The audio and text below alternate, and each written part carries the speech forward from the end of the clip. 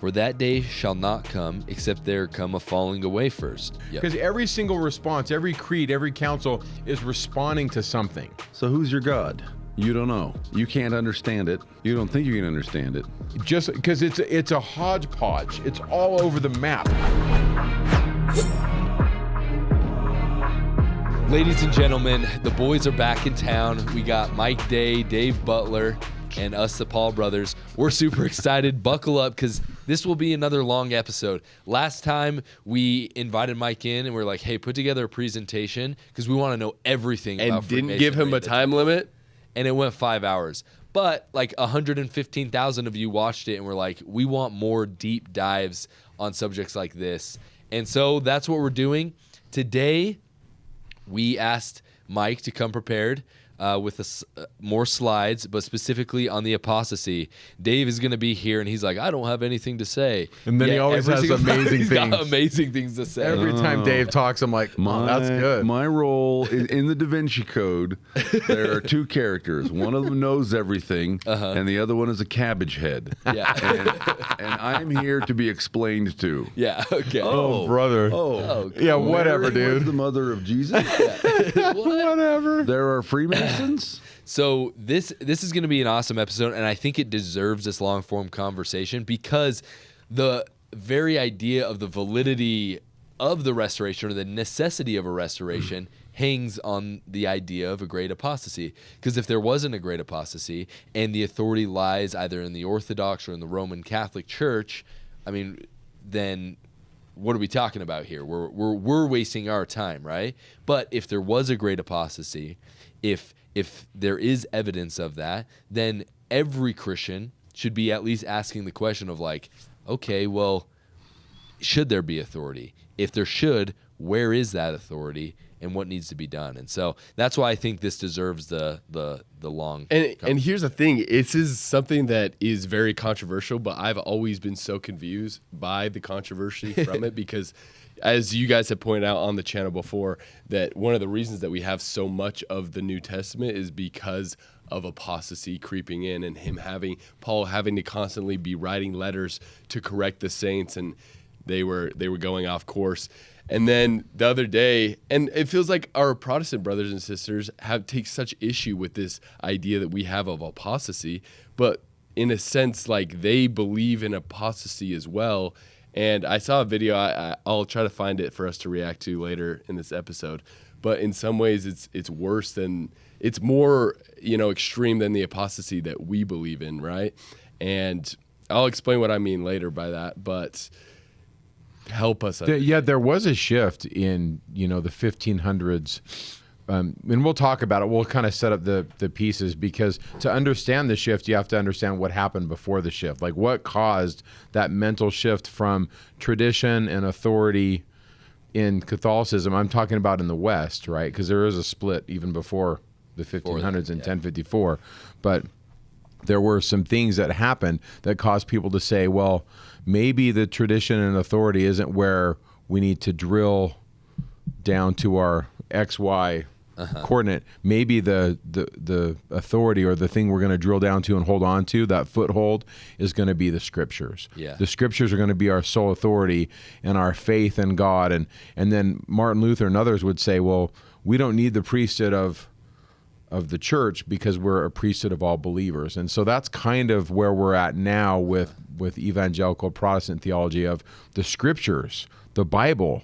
And that's why they hold on to, well, it's got to be perfect in the Chicago statement, 1979 statement of inerrancy, right? Where the Bible is inerrant. It teaches history and science and everything in it is perfect. And as Latter-day Saints, we kind of have some freedom to say, well, maybe not everything in the Bible is 100%, right? Yeah, so that was a big shift. There's a lot that we're going to talk about, you guys. I got to tell you, I want to start out from the get-go that there's no way that you guys that are watching this are going to say that we covered everything. There's just no way. Like, people will spend their whole life studying. Yeah, I mean, and write books. And I was super nervous talking about this with you guys. I was like, okay, I'm not going to do it justice. I'm going to skip stuff, because even as I'm going over the slides, I'm like, I'm missing so many things. And so I might make an offhanded comment here or there. And say, oh, we didn't even talk about this, and whatever it is that I mentioned could be a book of it in its own right. It could be its own thing. And so so here's the thing. So as you're watching this, and if you're like, okay, Mike, you didn't even talk about the Donatist controversy. Why didn't you talk about that? Well, throw in the comments, and so many people are going to be saying that. They will. Talked about or Donatism is a big deal. It is. or you know, whatever. You just throw it in the comments and realize this is part of an ongoing discussion. I'm not going to be offended if you're like, well, Mike clearly doesn't understand the Trinity, because I've researched this my whole life, and I'm still formulating opinions on what this person said and what that person said. And so I'm not the end all and be all. As I say on your show all the time, I'm just a dude looking at stuff, trying to make sense of this world. And so I'm not an authority, and none of these guys are, whether we're reading, how do I say his name? Eusebius? Sure. Yeah, whether I'm reading this guy, which he had some really good stuff to say. This is like the father of Christian history. But did he get everything right? Yeah. No. Like, we're all doing our best. And so I'm citing these guys who were there or that knew somebody who was there, but we're all kind of like, as Paul says, looking through a glass darkly. But at the end of the day, we're going to get some good stuff. There's so much stuff in here. Cool. So I don't know. Do I just jump tons in? I got tons of questions. Hey, Brando, if you could actually just bring me over like a notepad and a pen, I forgot, because I'll write down my questions so I don't derail the timeline, because I already have like 10 questions brewing in my head. Okay. So let's just start. I'll just start cooking, and then we can go on these dirt roads or whatever. Because a lot of times, so let me tell you, if you're watching this, let me tell you kind of what I'm doing. So okay, before I even tell you what I'm doing, let me tell you where this all started. So my first year as a seminary teacher, the area director called me up and said, Mike, I want you to give a presentation on the Book of Revelation. And I was stressed because I'm like 20-something, just got out of my undergrad. And I have to talk in front of the area. And I was also talking in front of an area where half the area were institute teachers that had been taught forever. These guys are super smart. And I thought, I'm going to look like an idiot. And so I studied for it and I prepared. And I think at the end of the day, the thing was just for me to kind of teach it. I wasn't really teaching anybody anything. It was just for me to like, welcome to the jungle. Now teach Revelation for an hour. Yeah. But the thing that really hit me when I did that seminar was one guy stood up and blew my mind, and he did a timeline of the apostasy. And I wish I could remember his name. He was from Wyoming. But one of the things he said was, if you don't understand the apostasy, you don't understand the need for the restoration. Similarly, if you don't understand what the fall did, you don't understand the need for the atonement. And I'll never forget when he said that. And then he threw a timeline up, and 90% of the stuff he was talking about, I had never heard of before. And my mind was blown. And this was like 1994. Like, I was a brand new teacher, 1995, 1994. I'll never forget it. And since then, so 30-something years, I'm always reading books about it. And I remember about 8 years into the process, I made a timeline. And then I started doing an outline to a book, and it got bigger and bigger. And it's kind of like a book in my head with an outline with all these things that I've been working on for 30 years. So that's kind of what I bring to the table, is you're never going to be able to read all the ante-Nicene fathers and everything ever written unless this is like your one thing that you do. But it's been kind of a passion of mine for 3 decades, like reading what these people say from a Latter-day Saint perspective, but mainly from like historical and Catholic and Eastern Orthodox perspective. So I'm going to talk about Latter-day Saint books in this, but I'm mainly pulling my stuff from the histories and from the evangelical Catholic Eastern Orthodox position. And so some people that come at you and say, oh, well, all you guys do is talk about the Mormon books. I've read those, but no, we're going to look at the broader outside of that literature. I'm going to do at the end, I haven't done this, but I'm going to put all the books on a QR code so people can go and just scan the code and then see the books at the end. And we'll put it on, if you guys haven't gone yet to stickofjoseph.com, you can sign up for our newsletter there, as well as if you do that, then you'll immediately get sent show notes as soon as they go live, where we now house those on our website. Cool. And, yeah. So now that the hedging is done, take us on a hedging. trip. Okay, so and what I'm going to do here is I'm going to Properly kind of go through time. Okay. So I'm going to start in the early bits and then kind of go through time. And it's kind of like a timeline. And like I said, I don't know how long this is going to be. I have no idea. Let's go. So really quick, I pulled this right out of Todd Compton's work, where he says apostasy comes from the Greek, and it's this idea. It can mean a couple things. I'm not going to read this whole slide, but apo, away in Greek, stasia comes from histemi, which is to stand.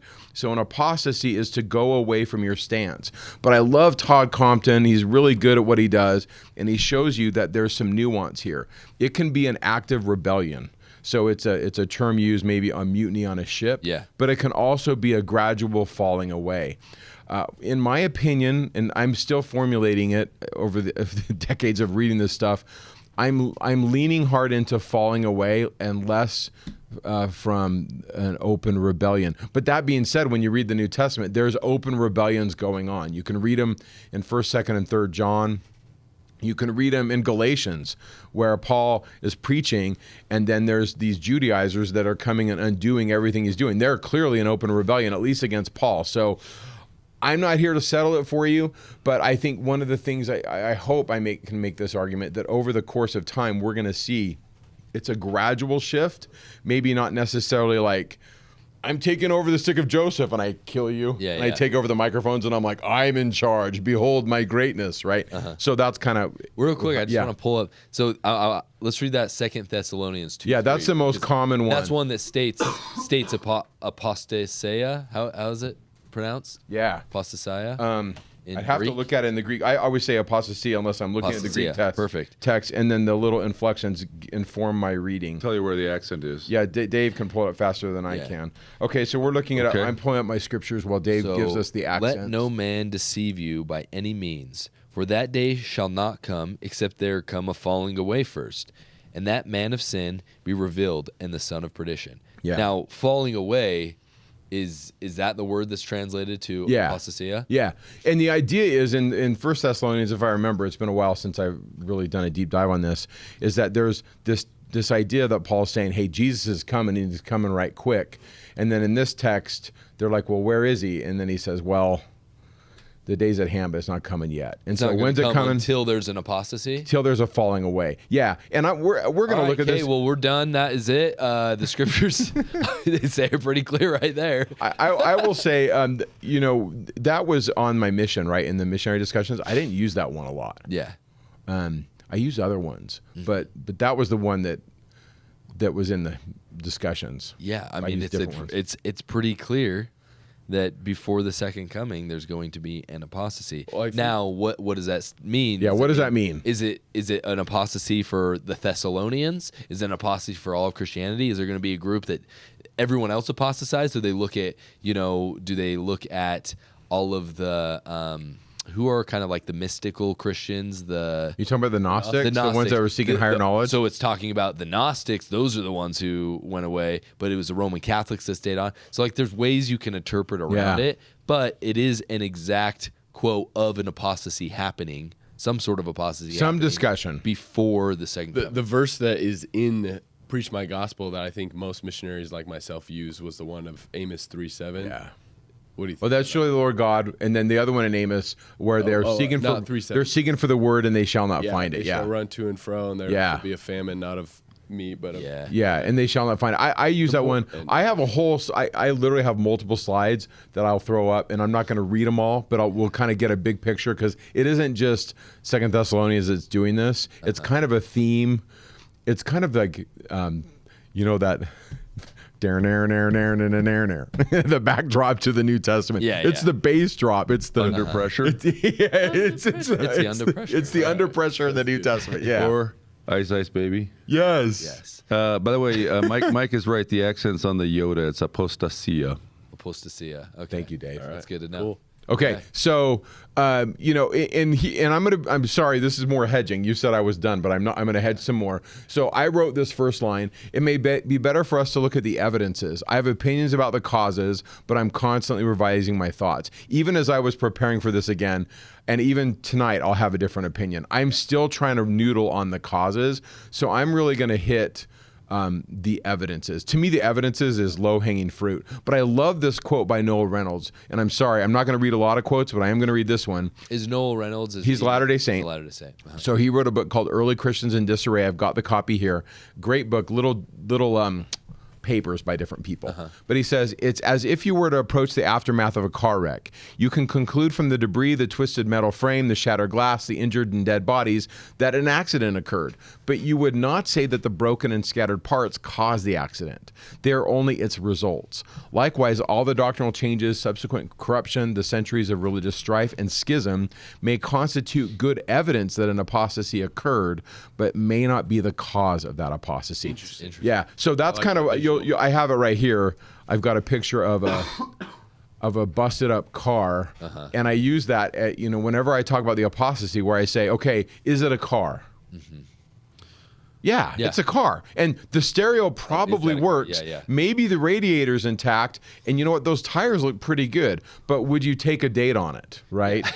Maybe not, but it's still a car. Or would you say that's how it came out of the shop? That's like when it was made, like they sold it like that, I like the way the front bumper is clearly frowning. This car is straight out of Bob the Builder. To your point, Hayden, I think that's what a lot of people do, is that they are like, they almost ignore, because maybe the other side of the car is pretty and shiny. Yeah. But then to really take a look at the parts that are messy, they just ignore it. Yeah. And so, And because they don't know how to reason. And we're no different. Like, we can do I the want to same be thing. really careful, and I'm going to say this from the outset, I'm going to say it again and again. I'm not here to denigrate any faith. I see beauty in all these faiths. And even in our history, we have some stuff that's busted up. And you know what? History's messy. I love history. And none of us are without a cracked windshield. Yeah. We all need Christ. And so I have a really kind of a big tent picture of Christianity. And I I'm think just... all Latter-day Saints do. It's only the Christians that don't have Yeah. view. Okay, but I don't want somebody watching this who's not a Latter-day Saint and be like, man, I hate those guys, and I really hate Mike Day. So to make you not hate me, I'm begging you not to. But if No, you do, Mike, you don't understand. This is they love you. oh whatever. That's why they want to stop you from going to hell. Oh, there we go. That's how it goes. I'm going to read this verse. I love it. It's in section 10 of the Doctrine and Covenants. It's so beautiful. It's at the end of the section. It's in verse 67. The Lord says, "This is my doctrine. Whoso repenteth and cometh unto me, the same is my church." Yeah. I love that. And then I'm teaching a Book of Mormon right now at this one class, and we're talking about that bit in Helaman. And there's this part in there that talks about those that were in the church, and then Mormon writes, or rather those that professed to belong to the church.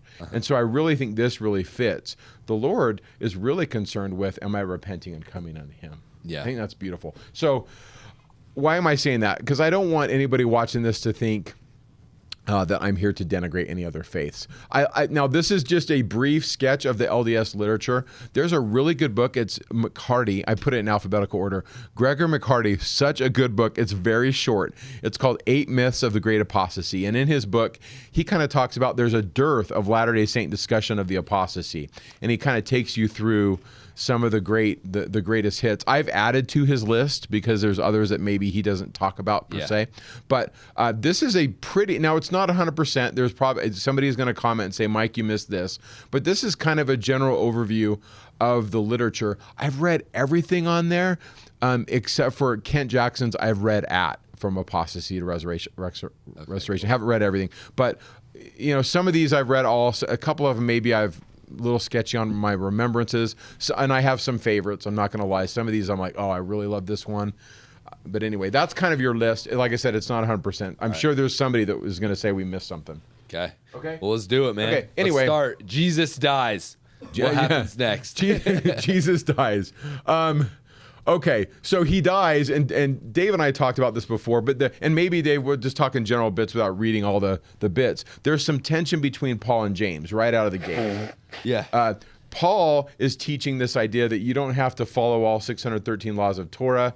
James, the brother of Jesus, is trying to hold the church together in Jerusalem, and he is super Torah guy. Yeah. Everyone is saying, oh my gosh, nobody is living the law better than James. So the Jews love him. Yeah. Because he's doing it so right. But the Christians love him too because he loves Jesus. And so he's kind of walking that tightrope. And Paul and James kind of represent what I would term are a couple divergent views of Christianity. I've got scriptures to back it up. Yeah, I want to read these because I want people to be able to see that some of the evidences for an apostasy are in the New text. Testament Yeah. itself, right? Yeah, but- so where can we kind of see some of this this infighting? Okay, so that's I mean, happening? you look at Galatians 1, 11, and 12.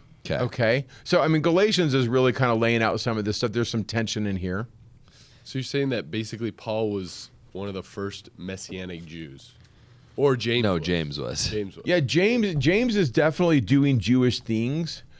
In Eisenman's book, which is like this thick, is going to lay this stuff out. I mean, we are skimming the surface. Yeah. But what he's going to lay out, and he's not the only one, is that James is really, because there's some tension here. Yeah. And up until 70 AD, and this is not just Eisenman's argument. This is what's his name? Raymond Brown. I'm a huge Raymond Brown guy. Both these guys are not LDS. Raymond Brown's argument, and I think he's right, is this: before the destruction of the temple, if you were Jewish, hardcore, and we were believers of Jesus, remember, we're all Jews, we would go to synagogue together. Yeah. And Raymond Brown's argument is we would break bread together. We would be friends. You would disagree with us that Jesus is the Messiah, but everything else we're good. On board with. But when the temple's destroyed, we would say to Rome, we're not these guys. We're not And the Christians. We're not the Jews. We're not Jews. That's when it separates. Yeah, and Raymond Brown's argument is if you read John through that lens, the Gospel of John, it makes more sense. The Gospel of John is saying to Rome, hey, Rome, we have no beef with you. The whole thing with Pilate washing his hands, Yeah. it's the Jews. And John is kind of anti-Semitic in that sense. And Raymond Brown's argument is in that tension of the destruction of the temple, the Christians are trying to tell Rome, hey, we have no beef with you. And that's why Jesus says to Pilate, my kingdom is not of this world. And Pilate's like, I got no beef with you Christians. And then he says, I find in him no fault. And then, and this is, other scholars have made this argument. I don't remember their names off the top of my head because my brain is just befuddled. But Luke, Obviously. when Luke writes the book of Acts, it's Luke part 2. So Luke part 2, or the book of Acts, is a message. The same writer of Acts is a writer of Luke. Luke, we think. Luke is writing Luke and Acts. Luke is sending a message to the outside Mediterranean world saying, Christianity is not a bad thing, and it's not in contradistinction to the governmental systems. Yeah. We're not out here to upset the apple cart, but man, those Jews, like kind of pointing at where there's some differences. And so if we understand that there was real agreement prior to the destruction of the temple, but right around 67 when Menahem rises those guys up and says, we're going to make our own coins and we're going to kick the Romans out and yay, we're going to be our own people, the Christians are like, this is not going to work out well because Rome is kind of like the empire. Way bigger. They're going to bring their Star Destroyers and they're going to blow up Jeddah and we're out. Yeah. And so, sorry, we're mixing metaphors, Star Wars people. And so the point is, to get back to it, is there's some tension in the early church. And what we see in Galatians is Paul's preaching, you don't have to do the Jewish stuff. So this is a different discussion, but it's similar. Paul's saying you don't have to do the Jewish things. You have to believe in Jesus. Okay. Some would call him an antinomian, meaning you don't have to follow these rules. And then someone's following him from Jerusalem, and Paul's going to call them the Judaizers, and they're going to follow him. And it's kind of like when you're on your mission and you're on this side of the street. And the J-dubs are and over then there's there. another religion, right? And they kind of say, don't listen to those guys. And so that's what's going on here. Okay, well, so, sorry, read. That's a long story. No, it's all good. I'm going to read this verse. So this is where Paul's asserting his authority, so we can kind of see where Paul is kind of looking for. For I want you to know, brothers and sisters, that the gospel that was proclaimed by me is not of human origin, for I did not receive it from a human source, nor was I taught it, but I received it through a revelation of Jesus Christ. Now, that's not King James, but it's saying the same thing. It's saying the same Yeah. thing. Okay, cool. Okay, so what does it show? Well, it shows one thing, that he's got authority, but he's also saying there's other authorities. Yep. That he's clearly showing this. Now, in chapter 2, he says this. Read this. But when Cephas, is That's that right? Peter. Yep. Yeah. Wait, Cephas is Peter? Yep. What? Explain it real quick. Why is Cephas Peter? Okay, Cephas, well... Thou art Cephas, and upon this rock I will build... Stone. Matthew 16. So Simon, so Cephas is, because it's translated as Simon, thou art Simon, Peter. Yeah, it's Peter. Keep reading. Okay. Weird. I've never, Sorry. Did you know that this ever? This is not King James. Cephas was Peter? I had no idea. We might get blasted in the comments. Like, This you this don't is know anything. this is not King James. So in the King James it says Peter was come to Antioch, but keep reading. Oh, It's the okay. same thing. Yeah. All right, thank you. It's the same So thing. I'm not stupid. No, you're not stupid. But when Cephas came to Antioch, I opposed him to his face because he stood condemned.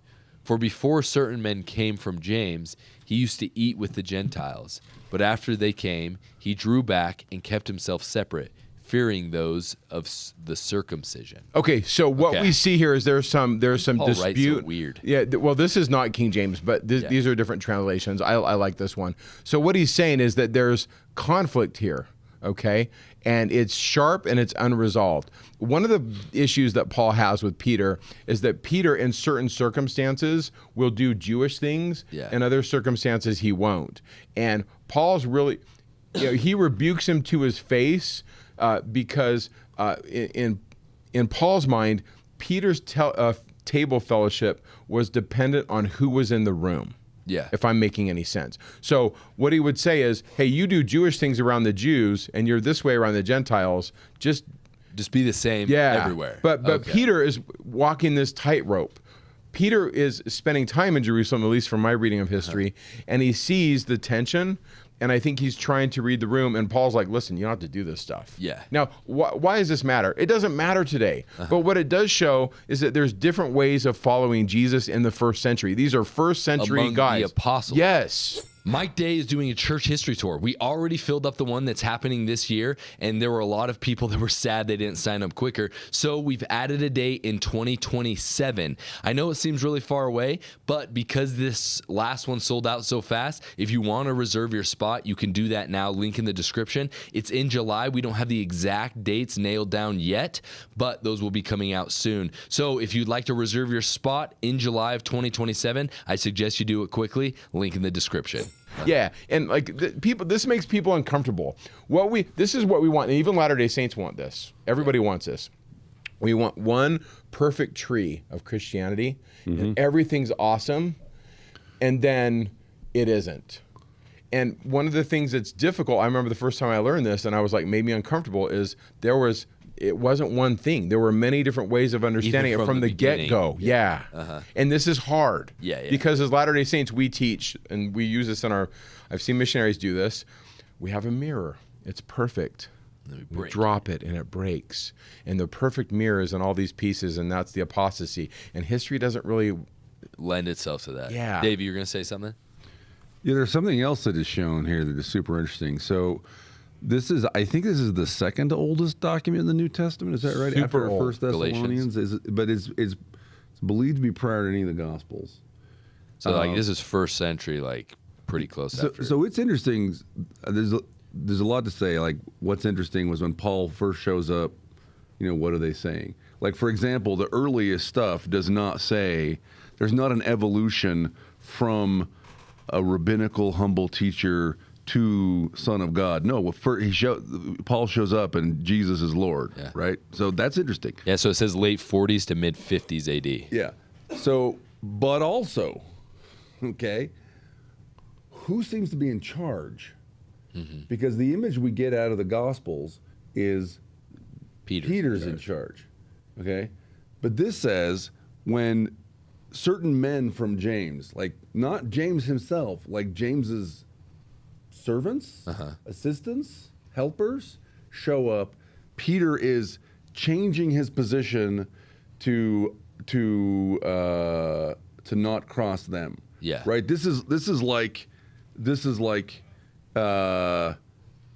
he's chastising Oakes. Right. Because when Elder Bednar's executive secretary came around, you changed your position to accommodate Elder Bednar. Elder Bednar, right? Yeah. It didn't add up, actually. So like a historical reading of the New Testament is, hey, the early church, it's within Judaism. It's one of the Judaism already had multiple groups. Yeah. We didn't even know all of them. All of them, yeah. Right? This was sort of one of the groups coalescing out. Josephus writes about James and says he's a very righteous man and that killing him was a wicked act and part of the reason why Rome destroyed Jerusalem, right? And this tends to, if we just had this, if we didn't have the gospel and we said who's in charge, we would say this is a Jerusalem headquartered movement, and James is in charge. And Acts 15 kind of reads that way, that's the Jerusalem conference where they get together and say, how much of this Torah stuff do we have to live? I don't even know we're going to talk about this, but Latter-day Saint scholars hate that interpretation. Yeah. Like if you read Robert J. Matthews' stuff on that, he's like, no, Peter's in charge, or Bruce McConkie. I'm not here to settle it. I just look at the text and go, I see both sides. I don't know, I wasn't there, but we do see some of these tensions. And scholars look at this and say, we're looking through a glass darkly. But I think everybody can read this and say, there's some different ways of following Jesus in the first century. That's a low-hanging fruit. I think most of us would say, yep, that's happening. So I just want to ask, because there's like when it comes to understanding who James is James right here like Peter, James, and John, like one of the sons of thunder? This is a very good question. I actually have some stuff on this because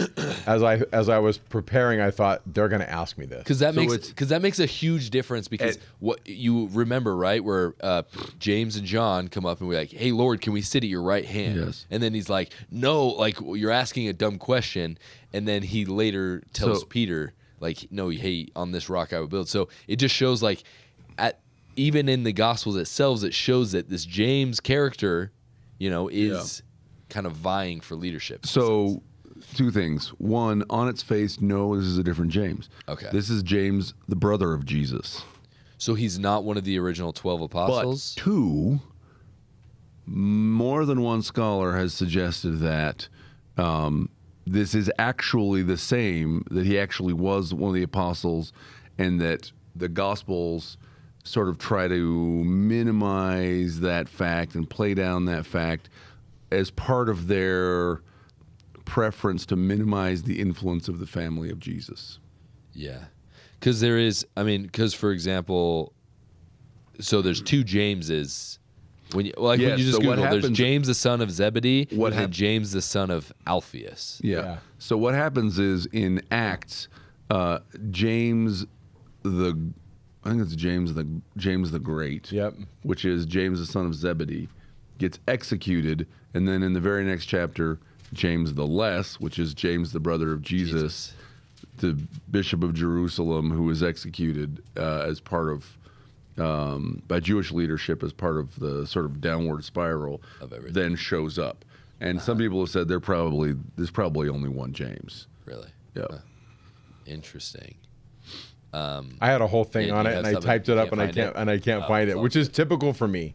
It's typical for me to type it up and have it, and now I can't find it. But I have a whole write-up on it of the different Jameses. But I think what this is doing is it's demonstrating that, first off, what we have as the New Testament already was never, when it was written, the plan was never to have it all together. You know what I mean? There were letters. These were all individual letters or things that were written by specific people with a specific stance in Christianity. Yes. Right? So as we're seeing the different stances in Christianity among the apostles, the early leaders, right? Already. And we haven't even started. Like this, we're just looking. If it's a carpet and there's stuff under it, we've just done this. That's all we've done. So, but what you have is, you have Matthew, right, which seems to be very focused on the lineage of Jesus coming from David, and it's always pointing back to the prophecies being fulfilled by Jesus. Right? Yeah, Old Testament stuff. So it's Old Testament stuff. So you see that person has a specific view of Christianity and who Jesus is. And then you have John, who seems very focused on showing, no, this has been the thing from the beginning, and Jesus is is the Logos, and he's separating himself as well from the Jews, right? But then all of a sudden we put all these together and we're like, look, this is all one book, and it all makes sense. And it's like, no, it doesn't. It's not one book until late 300s, late 4th century. Yeah. Yeah. So it's like you said, different perspectives. Different theology. John is very high Christology. Jesus is kind of like this cosmic person. Mark is very much, Jesus is more portrayed as human. As the teacher. Well, for Matthew, Jesus is royal. For Luke, he's descended from Adam, so he's universal. And for John, he's a god. He's cosmic, yeah. Yeah. Yeah. And Matthew is, I mean, you do a dive on the first 7 chapters. He's packaging Jesus as a second Moses. Yeah. Both are born when the babies are killed. These miraculous babies, right? They're both parting the sea. They're the 40-day ministry and the 40 years in the wilderness. And then the Sermon on the Mount. You're following the Mosaic tropes right through in Matthew. Anyway, there's different ways that they do it. And like you say, it's super important to know, it's not like the Bible was a fax machine, just came out of heaven, and it was all, here's the Bible, and they're walking around like this in the first century. What we have is a canonized fight between, and you may not call it a fight, but a sharp disagreement about how to be a Jesus follower. Yeah, so let's read this next one. So this is Galatians 2:14. And this is Paul still talking to the, To the Galatians. But when I saw that they were not acting consistently with the truth of the gospel, so he's talking about Peter and James here, right? The let's way go- they let's talking look about at James's 13. people. Yeah. James's people, so 13. He's going to rip on what are called the Judaizers. Yes. Yeah, so he's talking about the Jews. Which is the what Judaizers. he Okay. calls them, right? Yeah. Yeah, but you that's were not, trying to turn it into Judaism. Their point of view is we're Christians. we're we follow followers of Jesus. We were never told that we were released from obeying the law. Moses. Okay, Yeah. so consistently with the truth of the gospel, I said to Peter, Cephas, before them all, if you, though a Jew, live like a Gentile and not like a Jew, how can you compel the Gentiles to live like Jews? Okay, so he's essentially saying right there, like, wait. So what's he saying is like, how are we supposed to bring the Gentiles in? We have to convert them to Judaism and then to Christianity, essentially. And Paul's saying you don't have to do that. Paul's saying, listen, you don't have to be a Jew to follow Jesus. It can be confusing, but just big picture, know that there's different expectations. But I'm not dissing either of these guys, because if you're James and you live in Jerusalem, you better be doing this Jewish stuff. It could get you killed if you don't. Yeah. Okay. We're just showing these disagreements. Now, I got a lot of slides about what Jesus says about the apostasy. You can see those. We're going to get to them. I'm not going to read them all in detail, but Hugh Nibley says, listen, it's not a desertion of the cause, this apostasy, but a perversion of it, a process by which the righteous are removed and none perceives it. So his approach, at least in the passing of the church, and he doesn't say this, I'm just interpreting what he says, is it's kind of like the frogs that get slowly warmed up until they're cooked. Yeah. It kind of happens, right? Yeah. People have different opinions of when the apostasy was complete. I'm not here to settle it for you, but I will give you some of the arguments. But we see early on disagreements. So did Jesus talk about this? Yes. I mean, here's some stuff in Luke and Matthew. We don't need to read them. You can just look at the bolded, or you guys at home could just read these on your own and just go. Sign, once it's in, link in the description, sign up for the newsletter. There it is. There it is. So we got Luke 21, Matthew. We've got John, where he says the world's going to hate you. They're going to persecute you. I'm sending you forth as lambs among the wolves. They're going to call you all kinds of names, that welcome to following Jesus. They're going to call you all kinds of, stupid face names. And then the apostles. I mean, this is a theme throughout the apostolic era, right? In Acts 20, grievous wolves are going to enter in. There's divisions in 1 Corinthians 11. I mean, you read 1 Corinthians 11, it's a case study of, man, in Corinth, they're getting some stuff wrong. We've touched Galatians and 2 Thessalonians, but we have Timothy's writings, and people disagree on when Timothy was written. I'm not going to here to settle it, but the idea is that they're giving, look in the very last one there. The Spirit speaketh expressly that in the latter times some shall depart from the faith, giving heed to seducing spirits. These are all King James references, by the way. I think I stick to the King James here. Yeah.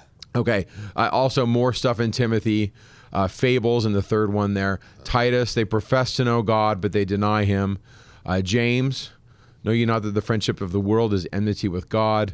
And then 2 Peter, false prophets. Now, it really gets warmed up when you get to the John stuff. If you read 1st, 2nd, and 3rd John, which we pretty much skip in church, like they're really short books, what these are doing is reflecting John's fight against what's called Docetism, which comes from this word dokio, which means to seem. And to be short and speaking, to seem. Like I only seem handsome, but I only seem handsome. When you meet me in real life, you're like, he's actually not that handsome. I've seen him with his shirt off. Yeah. He doesn't have abs. He only seems handsome on YouTube because the editors make him look so handsome. Or he only seemed like a mortal man. Yes. So in the context of Docetism back then is Jesus only seemed mortal, but if you realize if he walked on the beach unlike the poem, he wouldn't leave footprints. Okay, I try to weave that in there, okay? Because here's why. Jesus only seemed to have flesh,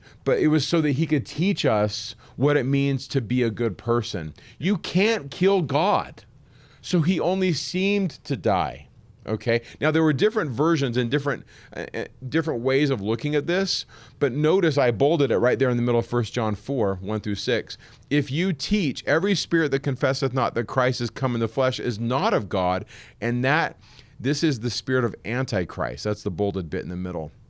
Whereof ye have heard that it should come, and now already it is in the world. So what John's trying to do is he's trying to stamp out Docetism in the first century, because there were a lot of Christians that thought he was so much God, he only seemed to be mortal. That's one version. There was another version of Christians, they were called Ebionites, some of them. They were so hardcore on the other side, Jesus was mortal. He was born of a mortal woman. Yeah. And they're having these conversations in the first century. There's a book by a Catholic scholar. I've got it right here. My mom married a Catholic fellow, and she married a couple. Like, my biological father was Catholic when she married him. So I have two Catholic. Were you baptized Catholic? I don't as think, an infant. You don't know. You're saved. You did it, man. That's our dad too. He was baptized Catholic, so he's got all of his bases covered. Okay, yeah, you got to cover those bases. But here's what's interesting. In the Pilgrim Church, and this Catholic scholar says, for years, by Nicaea, I think he says, half of the Christians were kind of wishy-washy, iffy if Jesus was divine. There was a long time where there are groups of Christians that were like, well, maybe he's not divine. We're going to talk about Marcion in this podcast, or whatever you call this video. Yeah. Marcion. There are some scholars that say there were more Marcionites than Orthodox Christians for a while. And so, well, why was Marcion considered a heretic? Heresy a lot of times isn't really a matter of if it was true or not. It's just, did they get the votes? Yeah. I was on a city council one time, and I was on one side of an issue, and somebody said to me at one point after talking about it like this for a long time, they said, dude, let's just shut up and quit talking. Let's vote. I only need 3 votes. And I was like, no, but what's right? Yeah. And he looked at me, he's like, who cares? I just need 3 votes, dude. And so that happened. We just need to accept this. And there are Catholic scholars and there are evangelical scholars that agree that this did happen, that there were times when there was political decisions made. We haven't gotten to the politics part yet. Yeah. Sorry if this is boring. No, it's not boring. This is amazing. Okay. So this is going on in the first century. my question is, and you guys have laid out kind of places where the apostles disagreed one with another throughout the New Testament. And my question is like, how is that looked at by other religions? Because to hold a book as inerrant and then having the writers, the supposed authors of the same book, they're not even on the same page. How can you look at that and say that is without flaw? Yeah. Okay, so there's and I know you're going to have something to say, but Dave's like, Mike, just go. Really quick, there's a great book, and I didn't even bring it, and it's not in the stuff, but it's by Peter Enns. And it's written to like normal people, so you don't have to be like whatever. Yeah. It's called The Bible Tells Me So. And then the subtitle to it's really cool, and I don't remember the subtitle, but it says something like, our interpretation of the Bible is so jacked up that it makes it unable for us to read it. Something like that. It's a great book. It's like $10 on Amazon. But one of the things he says in there is a lot of times we read the Bible with the lens of what we want it to say. Okay, my minister says this. I'm just going to read it and I'm just going to read those parts. Peter Enns' argument is, dude, read the Bible. Like, read what it actually says and think about it without what your preacher's saying. And you say that all the time on your show where you're like, read the scriptures. Or I wish that I could erase my brain and then read the Bible and then say, what do I believe about this? You know what I mean? But I can't. We've all been, tainted with the ideas of the people that come before us. Well, even you and I are tainting. Like, our viewers are going to read, and they're going to go, and their reading is going to be informed by this discussion. For sure. And I might be wrong. Yeah. Like, everything I'm saying is up for grabs as being wrong. And I think that approach of like, okay, what if I'm wrong, is a good approach. Yeah, I think it is for sure. And while at the same time recognizing like you can use reason, you can use scholarship, you can use these things to try to find a proximity to the truth. Yes. There's a really good conversation for anyone interested. We can link it in. Write this down that we'll link it in. It's from Hayden Carroll, evangelical pastor and Mormon, clash on scriptures and God. And in this, he presses them on these things about this idea of like why they're arguing, and he just says they're having they're just they don't disagree, they're just sharing different perspectives or like things like, so he just doesn't he doesn't want to look at it as like the apostles, because it doesn't make But here's the problem: the Docetists did believe in Jesus. Like, does that make sense? Like, if I was a Docetist back then, I would say, dude, I just believe in Jesus different than you. He's so awesome, you can't even kill him. That killing thing on the cross was just so you guys understand to have compassion, or that he would sacrifice. But Jesus is God. And so, do you see what I'm saying? Like, and there were a lot of them floating around apparently because they're arguing about it. Okay, cool. I haven't. I just have to say something. Say it. About this idea that they're just sharing different perspectives. This is going to be. I think I know what you're going to talk about, Dave. They're just sharing something different that he's perspectives. come across in writing his new book, which is going to be out. What verse is this? My computer is not wanting to. I know. I had this whole thing written up on James because of the different Jameses, and I put it in there and I can't find it. It's driving me crazy. Well, there's a lot of weird stuff. While Dave's looking for that, tell us when you're ready and I'll shut up, Dave. But I was just going to say that there's a lot of weird stuff when it comes to the names of the disciples. Like, for example, Thomas, who was called Didymus. Yeah, twin. Like, his name, Thomas, means twin, and Didymus means twin. So it's literally saying twin, who was called twin. He's a twin. And so, twin of who? You know what I mean? And there's been many ideas, and there are, what's it called? What are deemed heretical, but what's outside of the Bible? Extra-biblical literature. Extra-biblical literature that talks about how Thomas was the twin to Jesus. He was born at the same time as Jesus, fun. Right? Well, which is interesting. If you look at it through a modern lens, twin, as Kai Schwemmer has instructed me, is a modern slang. That means you love someone so much, they're so similar to you, you call them twin. Hey, what up, twin? Yeah, literally. Every time I call him, he's like, hey, what's up, twin? Okay, So, did you find it, Dave? So yes. So first of all, Sorry for that, everyone. The church website was having hiccup loading. Satan. So first of all, how do people disagree with the contradictions in the Bible? Man, there are many strategies. Yeah. One is they don't read the whole Bible. Two is they find an interpretation that convinces themselves, of which they convince themselves that these are really saying the same thing, right?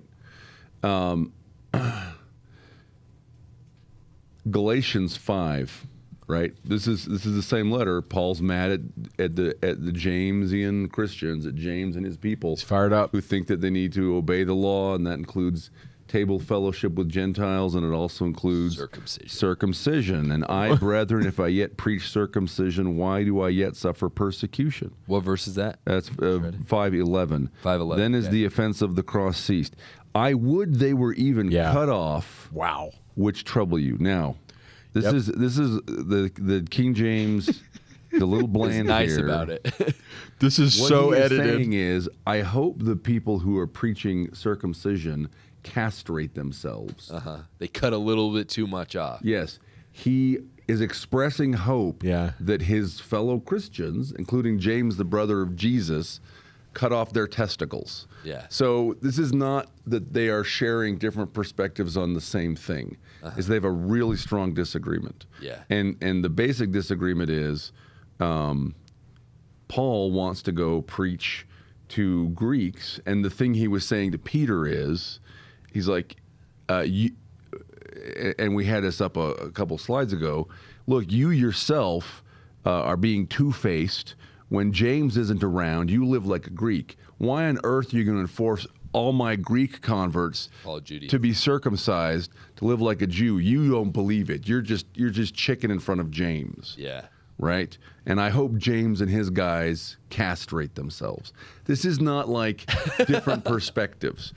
I think actually the New Testament is, if you really read it, is a very honest document in that it honestly shares books with different perspectives. Yeah. But those perspectives are at war with each other. So here's a question. And So- by the way, Peter Enns does all that in his book, and Yeah. he even gives you Yeah. that translation.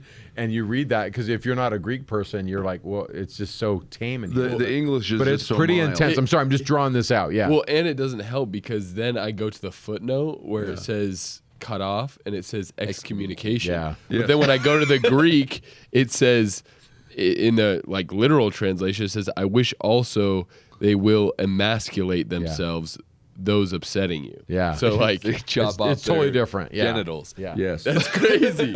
So real quick, so we have so what I'm seeing here, early church apostle, and we haven't even got to when the apostles aren't. We haven't dead, even right? started So- yet. Right. Yeah. But we're already- in the 40s. But this is so good. This is so good. So you have James. So right now we're talking about three characters. You got James, the brother of Jesus. Maybe one of the other Jameses is described. He's in Jerusalem. He's like the bishop of Jerusalem. Then you have Paul, who is like in Greece. He's everywhere. He's all over the Western world, right? And we've read Paul's authority claim. He basically says, I got it straight from God. I got it straight from God. I got a vision. He never met Jesus. Yep. He's like, I got a vision. I'm doing this. Yep. Then you have, there's some interesting implications that just popped in my head with that. But then you have Peter that's kind of like in between. What about the other disciples? Okay, so tradition tells traditionally, us where are that the other ones? they're going everywhere. So Thomas is getting to India. No, I don't even mean. Some of them like, are going where to they're Egypt. I mean, yeah, what where are they? believe, What's their stance? what Okay, they believe. okay. So John establishes a community in Ephesus, Uh-huh. and he definitely takes what's called a high Christological view of Jesus. Remember, of the four Gospels, only two are apostles. So Mark is Peter's missionary companion, and Luke comes later. He's getting these secondhand accounts. Yeah. But Matthew and John are legit with Jesus. The apostles. And they have different approaches. Now, I'm not saying that everything that Dallas Jenkins does is right, but I don't have a lot of disagreement with how he portrays this stuff. And he shows you the humanity of these guys and their approaches. Yeah. But John and Matthew kind of have different views. But they both love Jesus and see him as who he is. So I think, in my opinion, we're looking through a glass darkly. But my kind of research has really gone down the Raymond Brown route. And I see John as seeing Jesus as everything the Book of Mormon says he is. Yeah. Right? The God of the Old Testament. The Book of Mormon's very clear that Jehovah Yahweh is Jesus. Yeah. It's super clear. I don't need to have a degree in theology and understand Greek and Hebrew to know that that's who Jesus is if I read the Book of Mormon. And I believe that's John's approach. Yeah.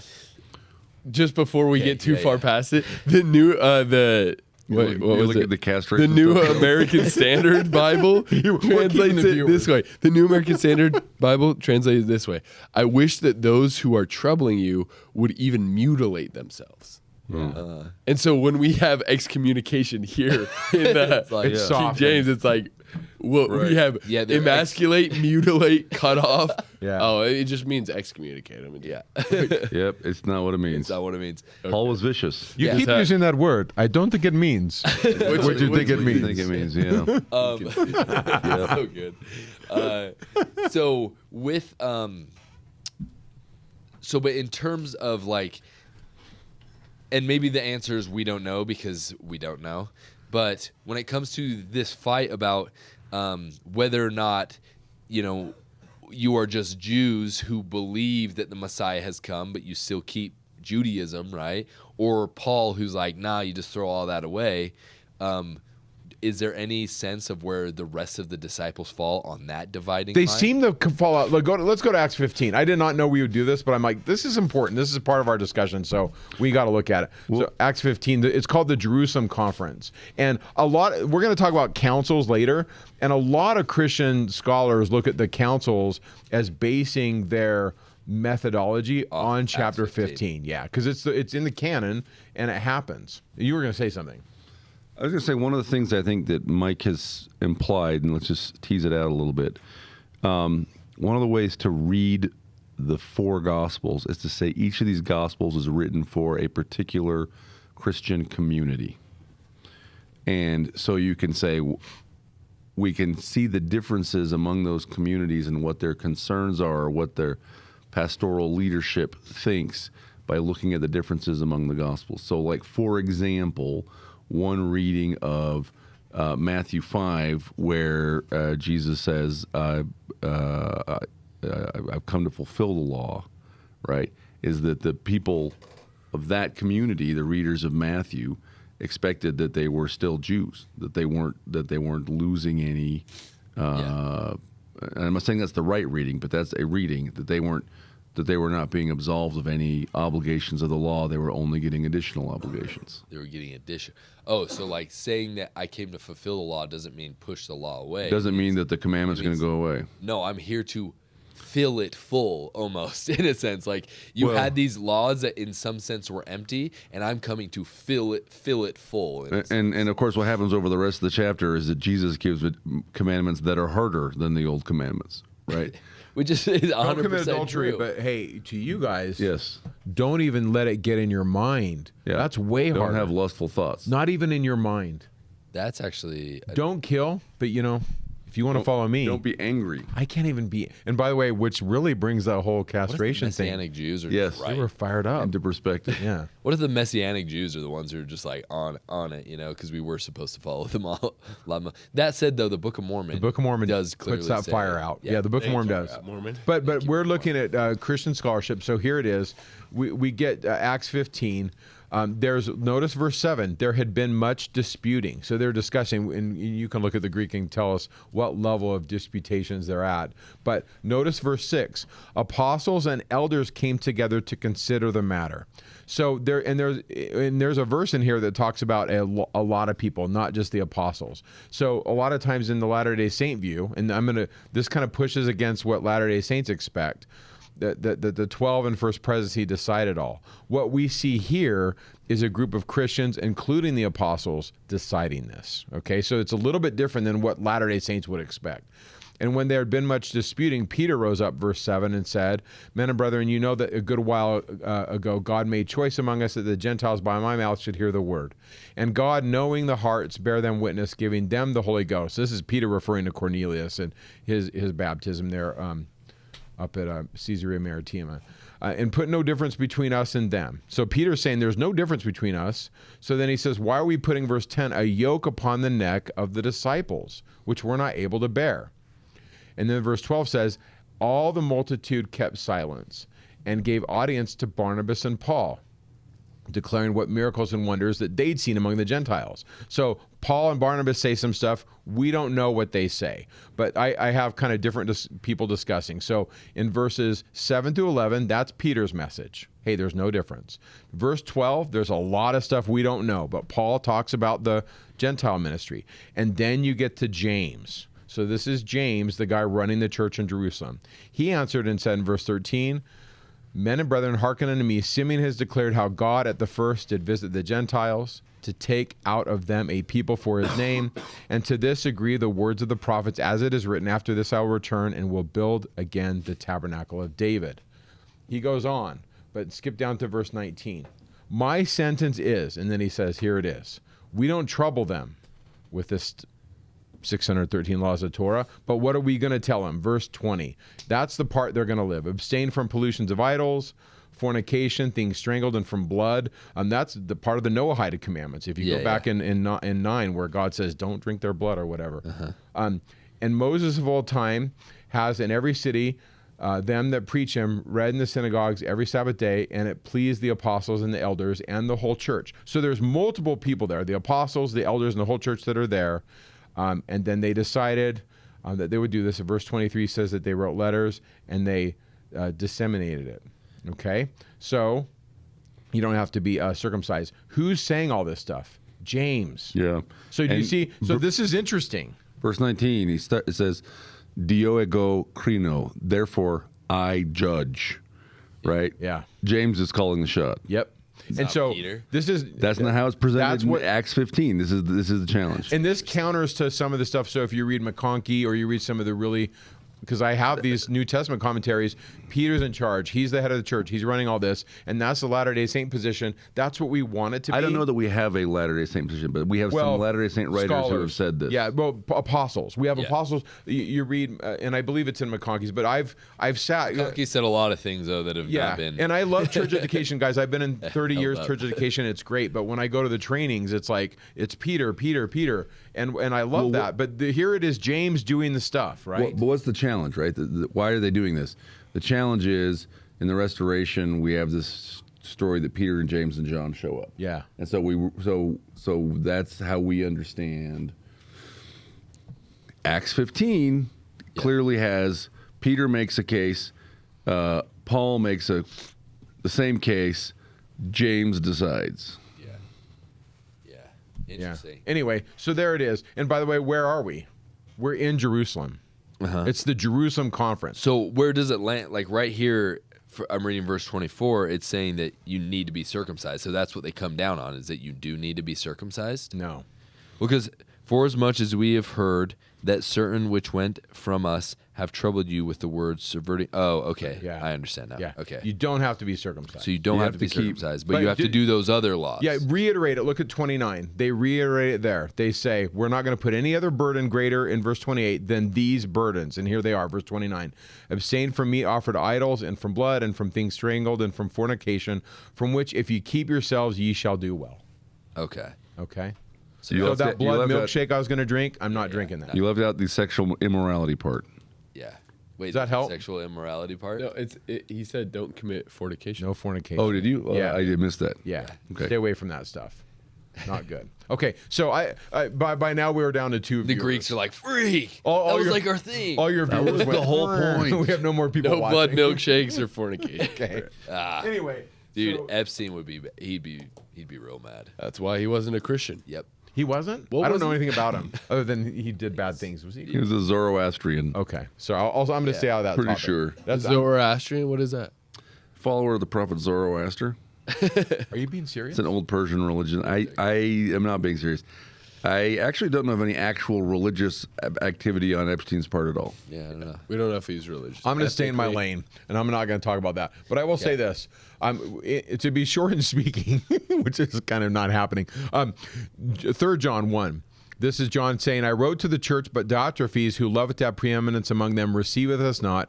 Wherefore, if I come, I'll remember his deeds which he doeth, prating against us with malicious words, and not content therewith. Neither doth he himself receive the brethren, and forbiddeth them that would, and casteth them out of the church. What we have here is we have a local leader not letting John or some of the apostles come visit the church. Can you imagine your local leader, your bishop or stake president, not allowing a member of the Quorum of 12 or First Presidency to show up? This is clearly, we're in revolt. And this is 1st, 2nd, 3rd John. This is happening in the early church. And understanding that these fights are kind of the base drop to the New Testament, we see that from the get-go, it's not this one perfect tree that's just perfectly coming out, but all these different things happening. And that's hard for us as Latter-day Saints because we want one perfect thing. Yeah. Right. And so I think it's hard for us as human beings because we want the stability of having something that's like 100% black and white, but it's just it never has been. Even when you look at the Restoration, yesterday we had Josh Gailey on, who is a 70 Quorum of the 70 in the Bickertonite sect. So they have 30,000 members. It's the second largest Restoration group other than the Community of Christ, but they actually believe the Book of Mormon to be like an ancient record, like the Church of Christ or the whatever. Don't the Community of Christ Bickertonites still accept being called Mormons? I mean, kind of, yeah. But their whole life is just explaining that they're different than the Church of Jesus Christ of Latter-day Saints. Coffee. So yeah, they can drink coffee. But so his whole pitch was like, if you like the Book of Mormon and you want to drink coffee, we're the church for you. It's kind of funny, but it's just to show. I mean, that is one of, but there are multiple breakoffs even from the Restoration that Joseph Smith put forth. Many. The only difference, and I will say this. One of the giant differences is when it comes to record keeping and also organization of who said what, it's way messier in the early church. Yeah. With us, like, we have the manuscript of the Book of Mormon, at least. Yeah. You know, we have like these early things. at least the printer's manuscript. Yeah, the printer's manuscript. We have parts of the other that match up really well.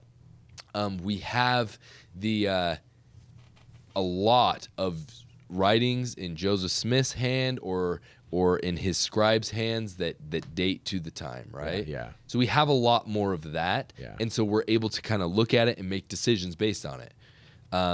Where with this, you just don't. We don't actually know who wrote any of this. We don't. As a recent scholar has claimed that Paul didn't exist. Really? That Paul's entirely pseudepigraphic. Interesting. Yeah. That is a radical position. It's a radical position. I'm not saying that's. I do not believe this, but I'm saying it shows you can hold that position.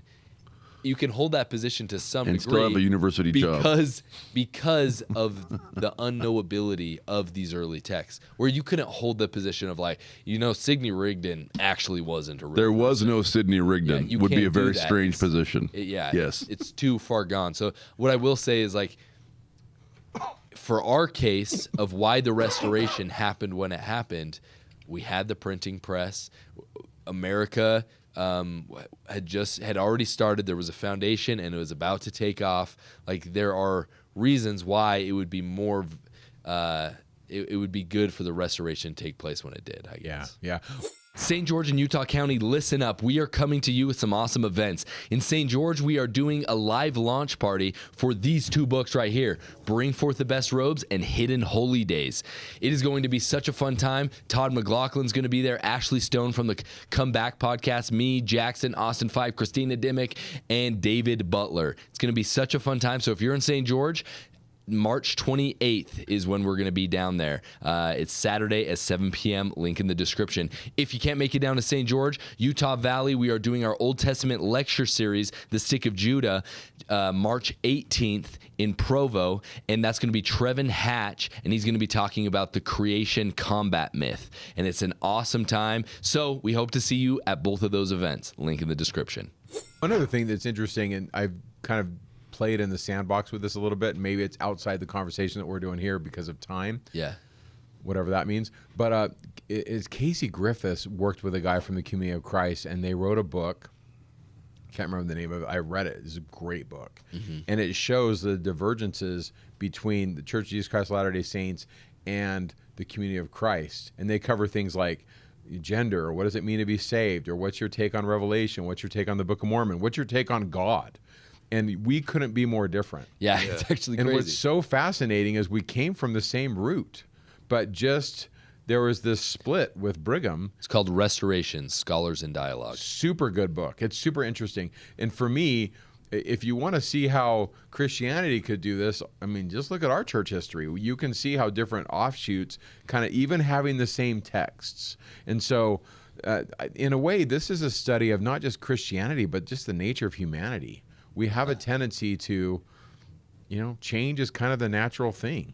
It just kind of is. Such a good point. Like, we can see the differences in doctrine between this conversation we had with Josh Gailey. Like, they, for example, they don't look at the Doctrine and Covenants as authoritative at all. It's not part of their canon. They believe that Scripture can only come from Jews. It doesn't. Scripture, like valid Scripture, will never come from the Gentiles. Okay. So that's like their take, which is just like complete opposite of what we look at. They believe in a heaven and hell, kind of like a more of a dichotomy, heaven and hell. They don't believe in the three kingdoms of glory. They don't believe in deification like we do. What do they do with Moses? Because Moses was Levi. Yeah, no. So does we throw out the writings of Moses, or is there an exception? I think an Israelite more than an Israelite. It doesn't come from an Israelite, not just Jew. I know those cannot have. So what do we do with Abraham? Do we throw him out because he's not Israelite? Yeah, I'm sorry, but what do we do with that? Exactly. Well, these are questions. And these are the questions that we kind of press them on, right? Sorry, that we press them on. But you see that even there, we have a very close relationship. The church has been 200 years now at this point. Most of these things that happen are after 200 years. All of the council, except for this one in we're still in the 40s, yeah. 50s, but all of the councils, all of the creeds, they happen double the amount of time that we are from the restoration of the church. And you don't understand how long 300 years ago. So long. 300 years ago. We were British. Back in whatever 7. And this was Mexico. We had wanky teeth and we talked in an accent. Yeah, I was gonna say, let's go to hospital. We were not Britain. We were Spain. Yeah. Spain. Yeah. This was Spain. I don't have a good Spanish accent, but I like to do my British accent. Yeah, it's pretty bad. Also, it is just worth remembering 2,000 years ago, the technologies for communication and for dissemination of information were significantly different Yes. than we use today. So the difficulties in of having a nationwide or an empire-wide consistency of any kind are enormous. Dude, and here's the thing as well. Look, this is literally just dirt roads, honestly. We've gone through like, what, 8 slides of 124? But think of how hard it is to like read intention and tone in like text form, you know what I'm saying? With people you know. Yes, exactly. About like simple things. He's trying to articulate like complex theological like differences that are just coming about after how many years of the law of Moses, right? And he's trying to like instruct these people. I'm sure he goes there, preaches, and then he leaves and everyone understood things different. So then he's writing a text and they're like trying to decipher what he's trying to say from this. It's like, of course there's going to be Serious apostasy problems. happening. Yeah. Like, I have friends that go to, you know, missions in Africa and have sisters blessing and passing the sacrament because like the communication and oversight from the church isn't great. And so, Yeah. In those specific places. yeah, in those specific Yeah. places. But I remember also that we have, we're having knockdown, drag out, I threaten to castrate you, or I hope you'll castrate yourselves, fights, and Jesus has been dead a couple decades, Yeah. right? And people are around James and Peter who should remember very well what he said, Yeah. right? So now we're going to fast forward 2,000 years. And it's I mean it's interesting because we don't get to hear like James's like long thoughts. We get to hear most of his thoughts. We don't get to hear Paul's. Well, I guess all of the letters are Paul's thoughts. But with James specifically, does he still after this still believe that circumcision is necessary? So you know what I mean? It's not. It's. I don't even know if we need to go that far. It's requisite to survive. If you live in a place where you teach that is not requisite and it costs your flock their lives, let's make peace. Yeah, if you think about it, it's not different than if you read some of the things that Brigham Young said about following the government. Brigham Young had some strong opinions that were anti-governmental. Yeah. So when the church made the manuals, remember the Presence of the Church manuals? You won't read any of that in the Brigham Young manual. Why? Well, we're sending it around the world. Yeah. We are dancing the dance we need to dance to bring people to Jesus. Yeah. Does that make sense? It's a tightrope living in the kingdom and living in worldly kingdoms. Yeah. That's just one small example. It's crazy. I love this so far, this conversation we have, because, and it's hard, but we need to come to accept it. It's just chaotic. As you said, it's not like one clear thing and then it's beautiful. It's like even when Jesus was on the earth, there were arguments among the disciples. And even their misunderstandings, right? Who's greatest in the kingdom? Do we get thrones? Yeah. And then he's resurrected. They're like, Acts chapter 1, we get thrones now, right? And he's like, no, you're going to go get killed now. Yeah. Have fun and go preach the kingdom. But I thought we were getting thrones. You just beat death. Yeah, in a minute. But you got to go through it first. Yeah, yeah. And so, which brings us to getting killed. Okay, So, cool. in the slides, Fox's Book of Martyrs talks about in tradition. Tradition states that they're all killed. Now, this is tradition. You don't have to believe this, but there's a list of some of these guys, and not necessarily the best way to go out. My favorite way to go out would be like holding my wife's hand, drinking lemonade, sitting on the rocker in my old age, and we just kind of go to sleep, wake up in the spirit world. That's what I would sign up for. Now, this book, 8 Myths of the Great Apostasy by Gregor McCarty, is going to go against everything I just said. So can you zoom in on this book? It's really skinny. Look how skinny it is. It's a skinny book. It's a really good book, and it's published by Signature Press, and it's going to undo what typical Latter-day Saints think the apostasy was. I actually like his arguments. I don't necessarily agree with all of them, but he has a whole chapter on maybe they weren't all, killed. But you can read it and you can decide for yourself. And what I really like about this chapter, because I'm a relic hunter, I like to travel to these old cathedrals and see the relics. And so he chases down some of the relics of these guys. So-and-so skull's here and so-and-so's finger bones here. I love that stuff. Maybe just because I'm a weirdo. But anyway, so were they killed? You know, either way they die. Like, they're not around anymore. Now, in one of his arguments, he says, well, listen, was the authority ever really removed? And if we take the Doctrine and Covenants seriously, we know that there was a guy that wasn't taken off the earth. And who's that guy? That's 3 Nephites, Yeah, John. and John. Yeah, John. And so his point is if we take that seriously, John never left the earth, but he kind of like fades off into the background. And there's tradition that John goes to Ephesus and he takes care of Mary. There's some that say, hey, this is where he's buried. But there is tradition that John didn't die outside of the Bible as well. And then you read John 21 and it seems to be hinted at. So after the apostles die or leave or whatever you want to say, however you want to believe it, and I do, if I had to pick, like I said, I don't know, I wasn't there, but if I had to pick, I think probably a lot of these apostles were killed. Paul and Peter killed in Rome, typically that's the agreement. If you go to the Forum in Rome, you can go where tradition says that they were held in prison at what's called Maritime Prison, and you can also visit the place where Paul was killed, just outside of Rome. So most Christians would say these guys were killed. Remember, Paul gets a really good death because he's a citizen. His head's chopped off. That's pretty historically solid. And then Peter being crucified upside down, that's pretty historically sound stuff. So Wait, what you happens? just said Peter got a good death and got beheaded. Did I say Peter? Okay, I have brain damage. No, Paul Paul was the citizen. Okay. Peter was crucified upside down. Yeah. And I think most scholars would say, yeah, that's pretty sound stuff. Okay. So what happens? Okay, here's where, and there's different layers. Okay, so on the main layer of Christianity, when we're just coming out of layer 1, is Jesus and the apostles. Layer 2 are a group of special bishops. These special bishops, I have a slide here for you right here. Let's see if I got it right here. And are bishops mentioned in the New Testament? Okay, so, and this is, okay, wow. Okay, so bishops are mentioned in the pastorals. Episcopos, and maybe you can tell me if I'm saying it right. Yes, episcopos. In fact, I have a slide on this. Before I talk about bishops, I just want to use this term. Here it is in the slide. They're called apostolic fathers. I'm going to talk about them in a minute. These guys are bishops that knew the apostles. A couple famous ones, if you had your playing cards, I made little playing cards out of them. You got Polycarp on the left, and believe it or not, he dies in 156, but he dies at 86 years old. So tradition states that he hung out with John. So he was with John. Yeah, and if you read this, if you read Eusebius, and I've got a reference in here where he talks about he sat at John's feet, hung out with him, and he hung out with some of the other 12. Now, believe it, don't believe it, but that's the tradition. So that's kind of a big deal. That's why they're called apostolic fathers. They were these guys that knew the apostles.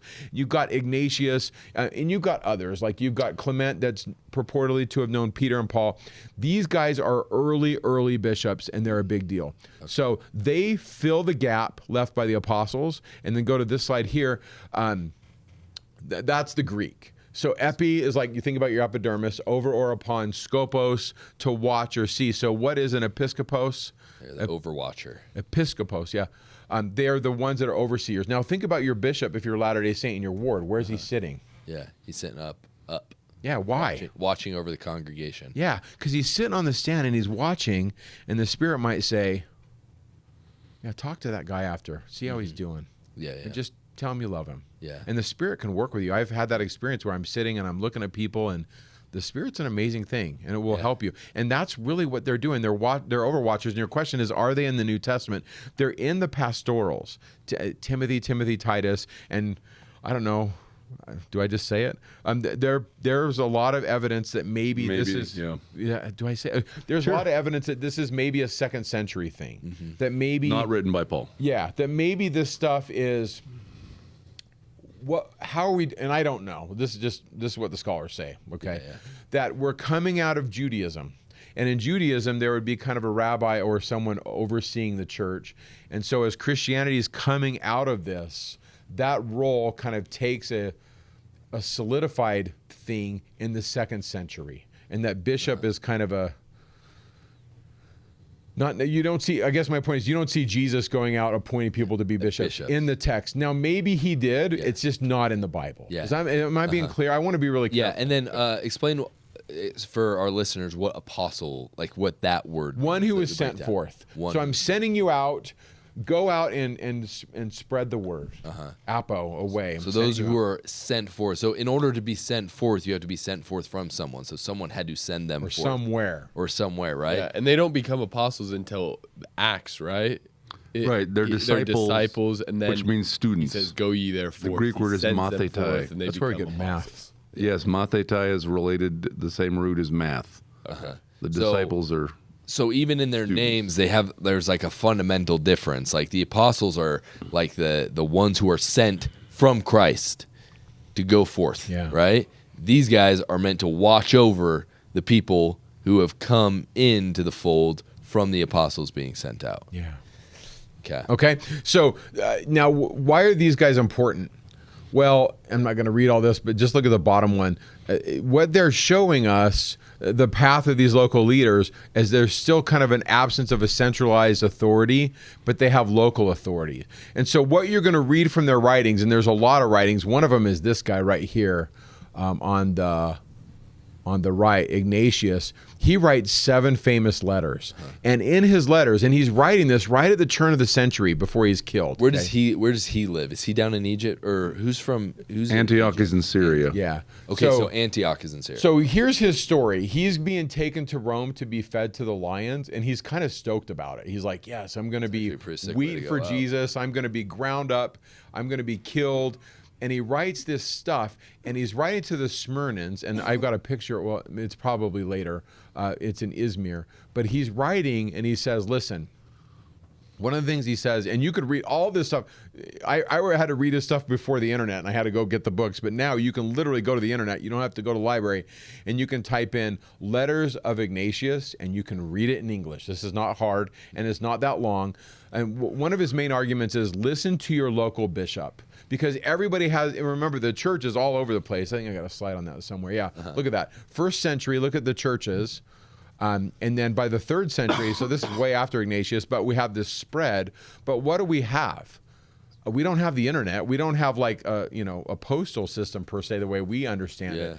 And so we have letters, and they're just kind of disseminated, and they're communicated via the bishop. So in the 1st century, we have a local leader. Crazy. Okay, and this is hard for us to realize, but they were elected. Like you would elect, hey, we really like Jackson. He's going to be our bishop, and he would kind of get voted in.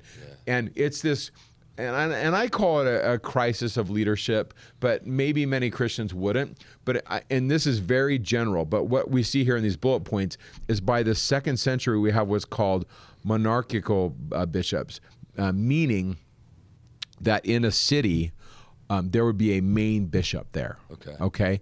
And then the bigger the city, the more powerful your see. Your see is meaning that which you see, or your group of people that you're over. Okay. That's where we get this idea of sees. By the 3rd century, they're well established. By the 4th century, they're going to be established as part of empire or political power. Yeah. What I got to say, I mean, as I'm just looking at this and really thinking about its implications, like, I don't fault, like, and I like the way that you set this out, is like, we don't want to fault anyone. It's not anyone's fault necessarily that this happened. I just think about when you read the New Testament accounts of when Christ is crucified, the disciples, even up to the night before he's crucified, right? Or I guess 2 nights before he's crucified, they're like, they're still not getting it. Yeah. It's all going to be over. And then it's just, boom, over. And then he's back resurrected, and they still don't get it. And they still don't get it. Yeah, and then, I mean... And that sounds so mean. If they were here, if Peter was here, he might slap me for saying that, because he might say, well, that's what the text says, but Mike, don't be an idiot. They got it. They knew who Jesus was. But when they say to him, where's our thrones? Jesus is like, you're going to go get killed. Yeah. Sorry. Only we had record of those 41 days. I bet it was just like... 40 days, you mean? Yeah, 40 days. Yeah. It's like, he had to have been just like, look, guys, this is what's going to happen. Nibley says he gives them the mysteries, which I think Dave would believe. Which Jonah's next book is all about that. The whole thing is just the 40-day ministry of Christ in apocryphal literature. It's really interesting stuff. What is the red dot in the middle of Libya? Yeah. And, like, can you imagine? Like, it's one thing if you are one of the red dots in, like, I know. on the Nile or in Israel or the knee of Italy or something. There's a lot of other red dots around you. But what if you're that guy? Yeah. Dude, you're doing whatever you want. I think that is partly the answer. Baptizing 6-year-olds, dude. Yeah. You're blessing Riding pizza for the elephants sacrament. up the nave. You're blessing pizza for the- So I really love this map Whatever you for a want. couple reasons, but one of them is it just shows how it does spread, but not everybody agreed. And like I said, we quoted that Catholic scholar that said not even everybody agreed, even if Jesus was divine. But here's the thing. The early church, we'd break bread, we'd eat, we'd have a love feast or a feast where we eat and express our love for God, and they felt the Spirit. And by the way, I felt that in every single Christian community I've ever met with, from the Baptists to the Eastern Orthodox to the Catholics. I sit as part of their worship service, and I am in communion with them in my agreement of Jesus is my Savior. We may not agree on everything doctrinally, but we have that in common. And it's a beautiful thing. And I think the early church felt it. So apostolic authority becomes historical during the bishop's era, the apostolic age. Unity becomes fragile. There were competing interpretations of who Jesus was. Some would say he was mortal, some would say he was divine, and along that continuum there were various interpretations. There were a group of what were called Gnostic movements. Elaine Pagels has written about this extensively, where she says some of the Gnostics denied that the apostles saw the resurrected Jesus, and some of the Gnostics denied even this idea of a physical resurrection. There were different views, and you can't slice Gnosticism in one slice and stick it on a plate and say that's Gnosticism. There's so many different things, and so when people try to talk to me, Mike, talk to me about the Gnostics, I'm always like, which one? I can't. We can look at different things. And here's the thing. In every bit of these different Christianities, you're going to see a piece of Mormonism. We are doing all of this stuff in little slices. And that's where I'm going to bring this book up now. I got to get it. Sorry, this is bad video. That's interesting. Your videos. Okay. Yeah, go ahead. That's interesting. Go ahead. I was going to comment on Gnosticism. There are scholars who have been pushing for some years now that we ought to stop using the term entirely because people just sort of throw it out as a catch-all, and it says too much, and therefore means heretical nothing. Stuff. Yeah. Yeah. Also, this is heliocentric. When he came on the cruise, he had a question for me. Jared Smith. Yep. Whom I like very much, and he said did an awesome video on it. And the question was, did the Great Apostasy happen after Gnosticism? He didn't quite articulate. That was the question. He did not quite say. So, do you, Dave, think that the Gnostics were the true church? I think that's the upshot of what he wanted to say. Maybe I'm misreading it, but I think that's it. And I said no. I said. It's very easy to look back and see things that you think are true in various books, and you want to pick and choose and say, oh, this book is inspired, right? I think the better thing to do is to say, all right, this is a fragmented tradition from early on, and I'm seeing fragmented pieces, and let me try and sort of figure out who believed what when, if at all possible. Yeah. So Gnosticism is interesting because they seem to be Gnosticism before Christianity. It seems to have Hebrew roots, and then some Christians seem to get Gnostic. In particular, a guy named Valentinus, who was an academic in Egypt, but goes off to Rome. I think he's a bishop, or no, he's a candidate. He never makes bishop. People think he's going to be a bishop because he's a heretic. Well, because his debate. His doctrines are very influential for a few decades and then lose out. Yeah, interesting. Okay, so one question I want to ask, and you hit it here on the first. Apostolic authority becomes historical. Yeah. What is the understanding of authority, right?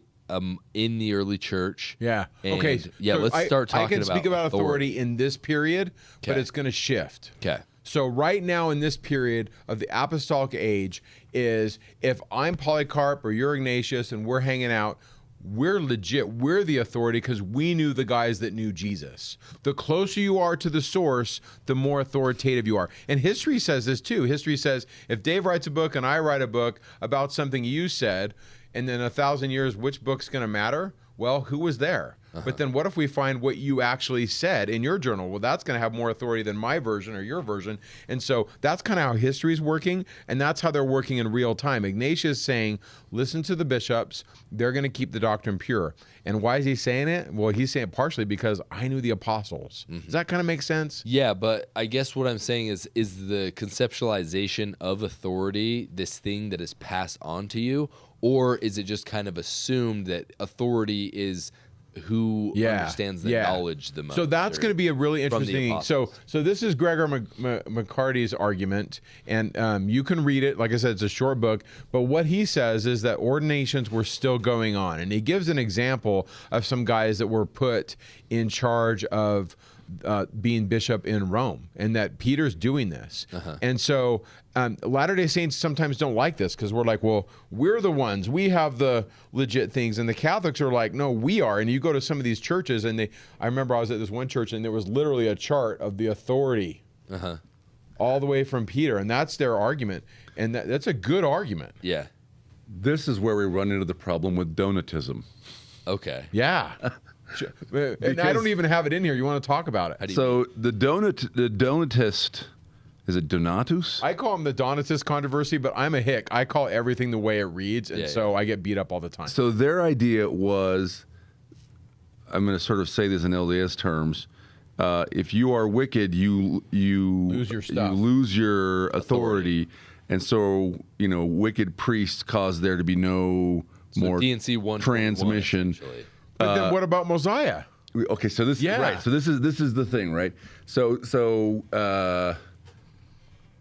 the LDS vision of authority, man. Okay, I'm gonna make sort of an argument here. All right. Yeah. Is that forget about LDS vision. Look, so for Donatists, if you're a wicked priest, everyone you baptize, you're a sinful priest, everyone you baptize is not baptized. Okay. It's not good. Okay. Right. Anyone you ordain, not ordained. We don't look at it the same way. Right. Yeah. We can't, right? Like if you were baptized by someone, if the missionary who baptized you was secretly dating a girl, like are you not baptized? Yeah. Like that doesn't actually work, right? Breaking the mission rule. Catholics rejected Donatism. We don't accept Donatism. So look, I think here's a Dave view. Priesthood has a horizontal dimension, passed from person to person, where you're talking about ordination or baptism. But if I ordain somebody the Melchizedek priesthood, this is the horizontal dimension only, and it is something like an invitation or an instruction. Yeah. Real priesthood comes and goes vertically. Section 121 says it can be taken vertically. God just will take it away. Yeah. Right? God's decision, not your decision, not my decision. From you, when you... Pretty high standards, by the way, when you aspire to power, when you try and use your priesthood to have influence. But then we have people like Alma, all right, Alma the Elder, whose ordination seems to be an evil king, a wine-bibbing, philandering, fundamentally murderous toad. Yeah. Right? Made him a priest. But somehow, right? Now, how? We don't exactly know, right? Maybe God does it when he self-baptizes himself with Helam, right? Maybe it's before that. Maybe it's after. Alma seems to get the priesthood because Mosiah then comes and says, you can run the whole church, right? So there's a vertical. There seems to be a vertical dimension to priesthood. How do we get on this? So it's kind of nuanced because Gregor McGarty's argument is, hey, just because the apostles are dead, let's say the apostles died today, we lived in that time, but we're all Melchizedek priesthood holders. Is our priesthood invalid? Are ordinations invalid? Yeah. Now, Bruce McConkey's argument is going to be yes, but Gregor McGarty's argument is going to be, really? Like, what do we do with that? And so, and then you read the Book of Mormon, like you said, Alma has authority. Now, he wasn't being a good kid, but then he changes. Yeah. And just like you said, that missionary that maybe he Maybe Well, I was he thinking- went I was gambled thinking the night Alma the before. Elder. You know, yeah, Alma the Elder. Maybe that missionary went gambling the night before he baptized somebody. But is the baptism valid? Yeah. We Sure. would say, of course. Or your line of authority. Is every single person, every single man in there flawless enough to be holding the priesthood and fully at that time. at the time he ordained the person after him? Like, seems unlikely. Because think about authority this way. Like, let's say you have a crooked cop, right? Sure. And the crooked cop goes and he's pulling people over too, and then he's finding child predators and investigating and arresting them, and he does all that. But the whole time he's crooked. He's receiving money for something else entirely. When they find out and they prosecute the crooked cop, it's not like they go back and they all say of the arrests and all the of your arrests They will are look at undone, him. right? They'll They- look at they him will and make look at sure him. that the corruption wasn't linked specifically. Gosh, we need a to lawyer that. here because there might be a lawyer that would just blast that argument. I don't know. You're a lawyer. What's the argument? I'm not that kind of lawyer. Yeah. I'm arguably not any kind of a lawyer at this point. No, but that's right. The fact of him having committed a crime, the I'm not sure who would investigate it. The prosecutor's office will go back and look at his arrests to make sure they're not tainted. They're not but the corrected fact of to him that. having taken bribes over here does Doesn't not destroy mean the his traffic authority. stop over here is invalid. Yeah. So, but I guess what I'm saying is like, are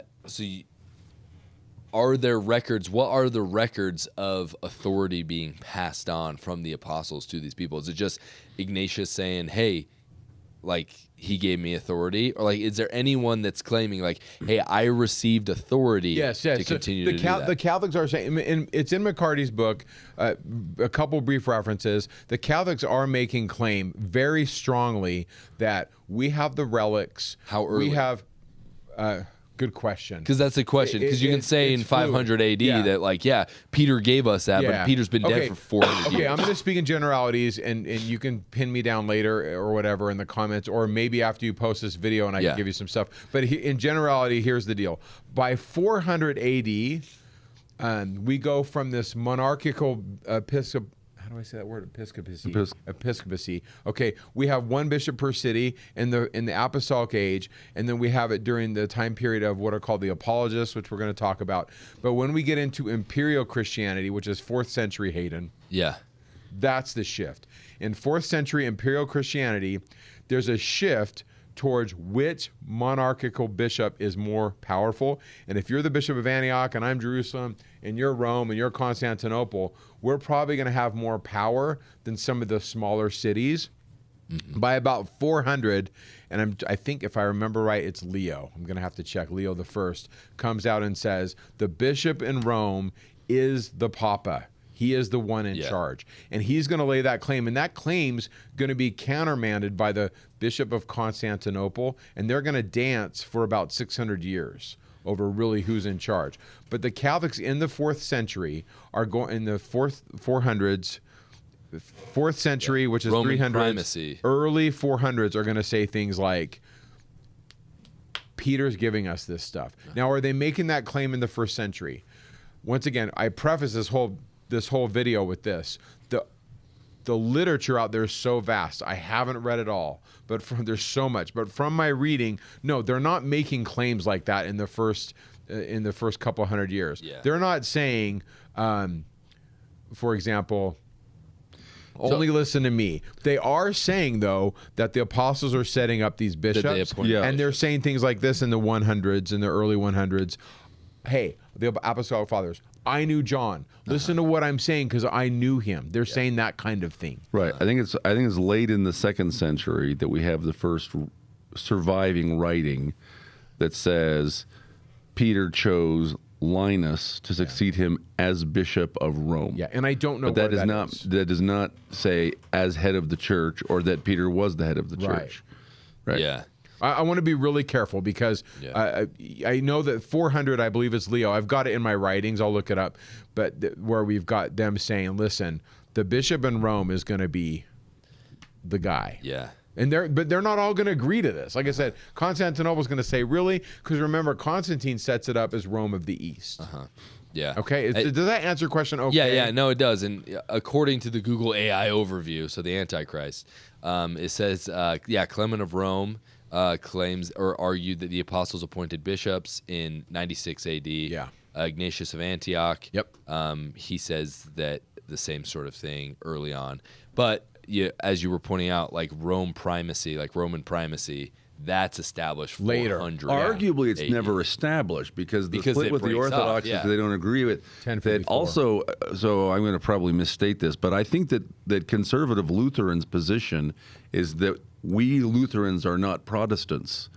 We are the true church. The original, and Catholics are, I don't know if they'd use the word apostate, but they would, they are in sin. They're doing it wrong. We are the Catholic Church. Yeah, interesting. Oh, and once again, since we're talking about Catholic, it means universal. It just means universal. Catholic means universal. So here's our Clement slide.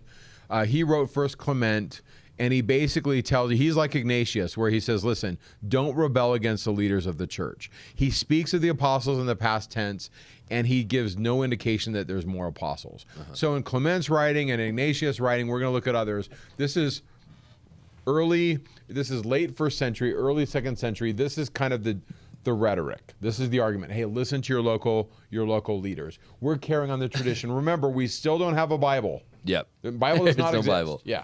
Yeah. Real quick, this is a little dirt road, but like, what is this? What does this mean? You know what I mean? And Yeah. all that art, like that hand. Do we have any idea? Yeah, there's a lot of different opinions. So, and I'm not going to settle it for you. Okay. But when you go visit these churches, people ask me, and so I spent hours reading about this and researching it. And after hours of researching, I'm going to give you a really dumb answer. I'm going to sound like an idiot. Yeah. But sometimes it's representing the natures of Christ. He's man, he's God. Sometimes they're doing a thing on the Trinity. And there's all kinds of writing. And I've puzzled my puzzler till my puzzler sore. I've read... I should say I've read books on this. I haven't read them word for word, Yeah. and they don't agree. So, and these guys are experts that are published by legit publishers, and I'm just Mike Day looking at stuff. So I'm going to answer and say it depends on the person who made the image. Made the image. Yep. Great answer. Great answer. That's my answer. It's a horrible answer. Horrible answer. Okay, I'm not going to read this bit, but once again, we've talked about it enough.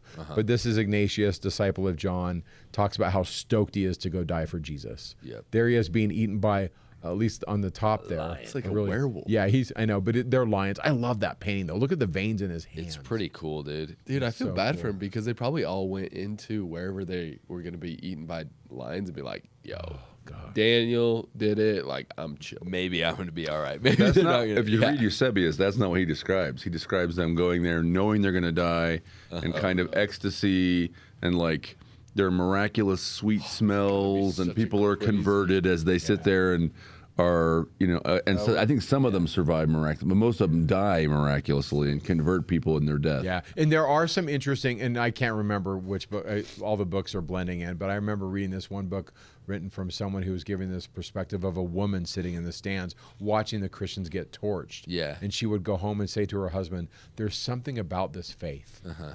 And the blood of the martyrs became the seed of the church, many would say. That's interesting. It's super fascinating. I will say, if you have to be killed by some sort of large beast, lions are pretty good because cats will always go for the neck and they'll suffocate you really quickly.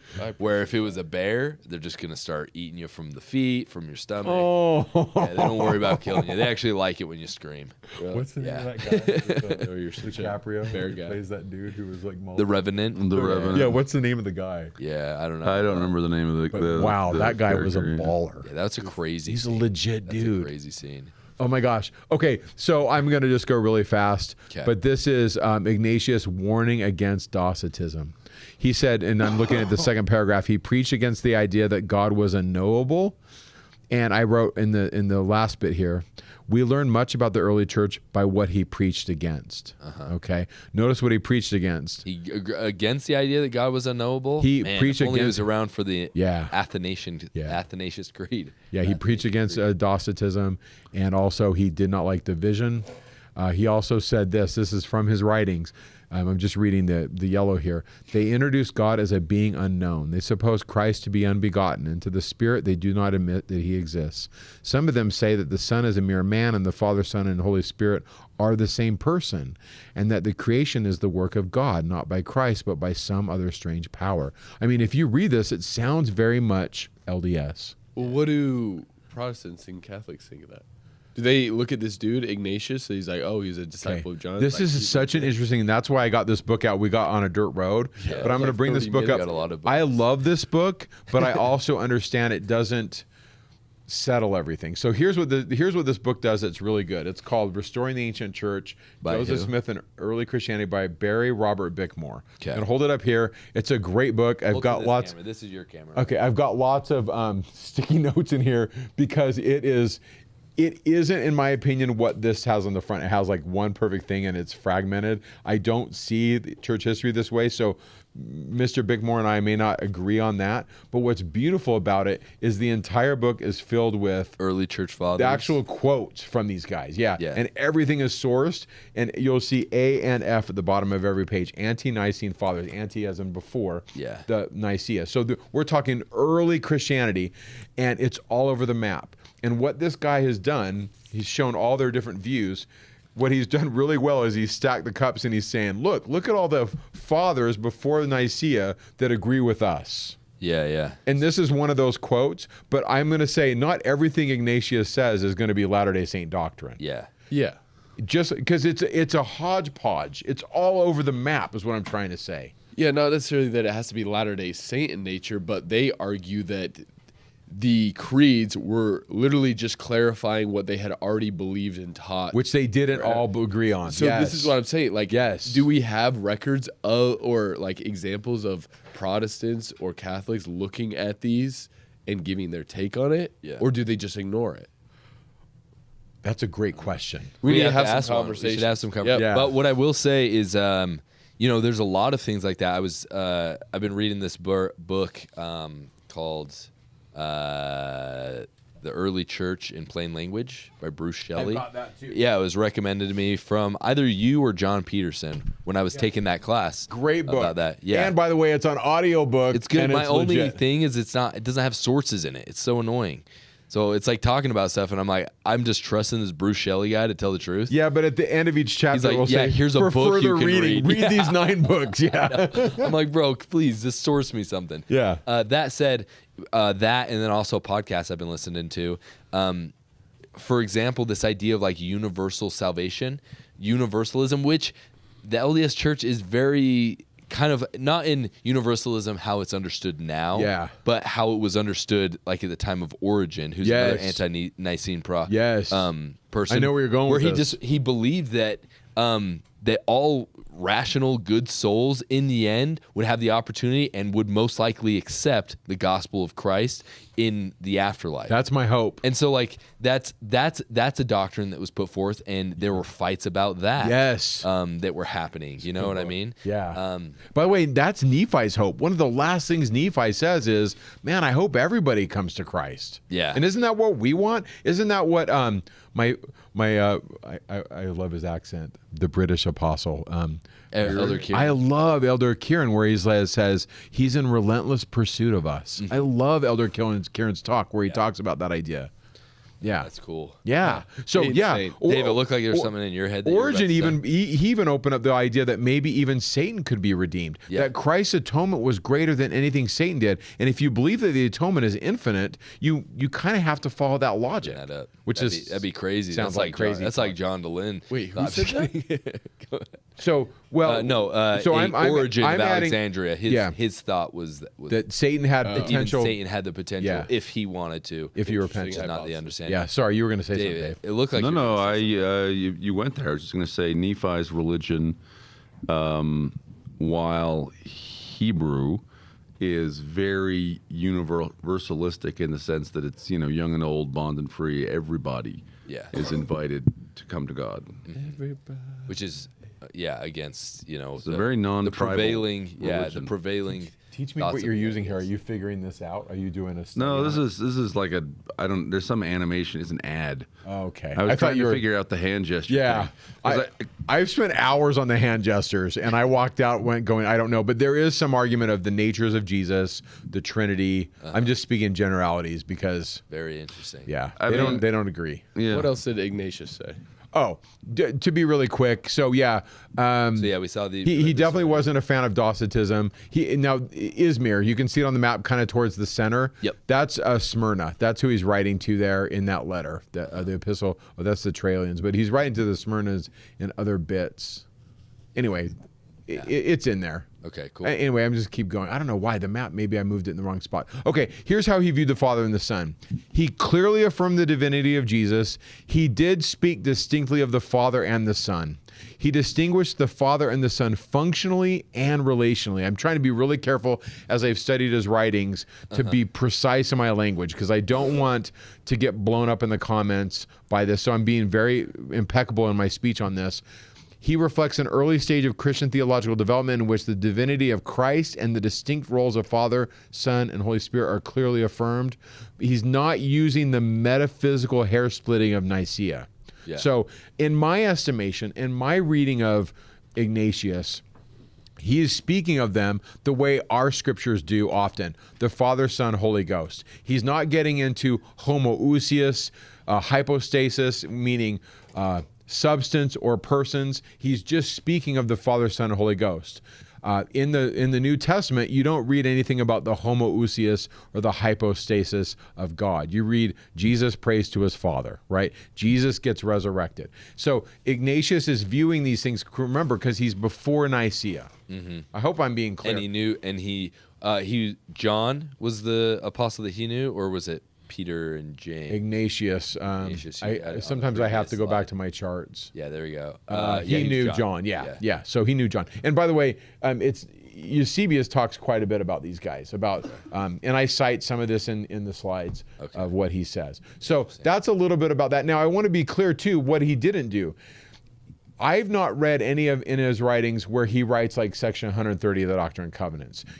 I don't read Ignatius saying the Father has a body of flesh and bones, the Son also, the Holy Ghost has not a body of flesh and bones, otherwise the Holy Ghost cannot dwell in us. Like he's not reading like that, like Nauvoo Joseph Smith, but he's clearly reading like the New Testament reads. Does that make sense? Yes. Okay. Did you find something? No, I was just going to say, if people are interested in reading more, there's a collection. There are various collections of old books, right? There's a collection you can usually get in a single volume called The Apostolic Fathers. Yes. Which includes the 7 letters of Ignatius and I think usually 2 epistles of Clement, but also like the Epistle of Barnabas, the Shepherd of Hermas, the Didache is usually included in this.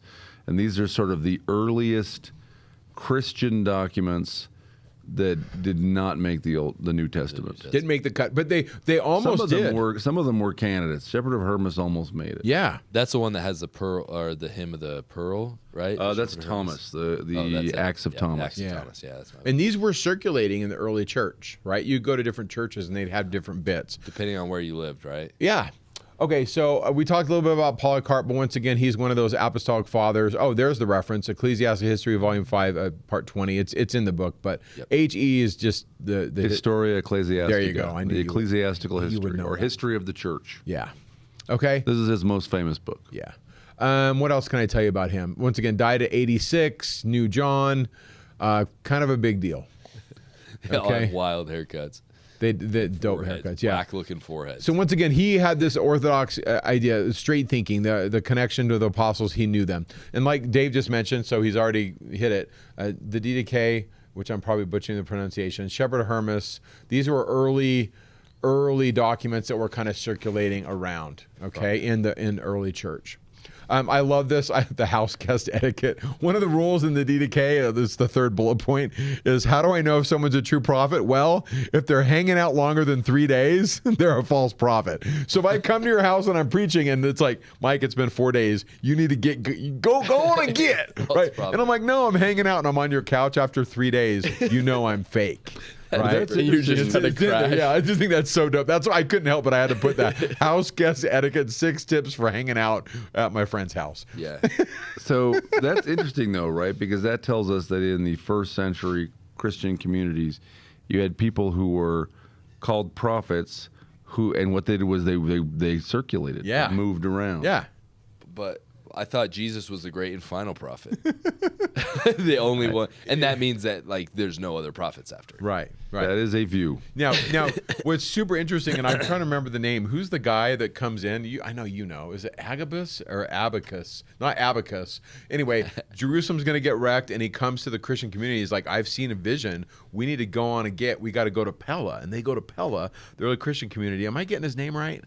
I think it is Agabus. Yeah, That's how you I've say been it. to Pella. Pella's, isn't that right out of Jerusalem? Yeah. It's like part of the what do they call it? Like the 10 Greek cities. It's like Yeah, Decapolis. The Decapolis, yeah. Yeah. Yeah. So they peace out. So there were people walking around, and we're going to see this. I don't know if I talk about Montanus or what I like to call Montanus, but Montanus was this guy in the 170s ish, where he was one of these prophets that people were wondering about.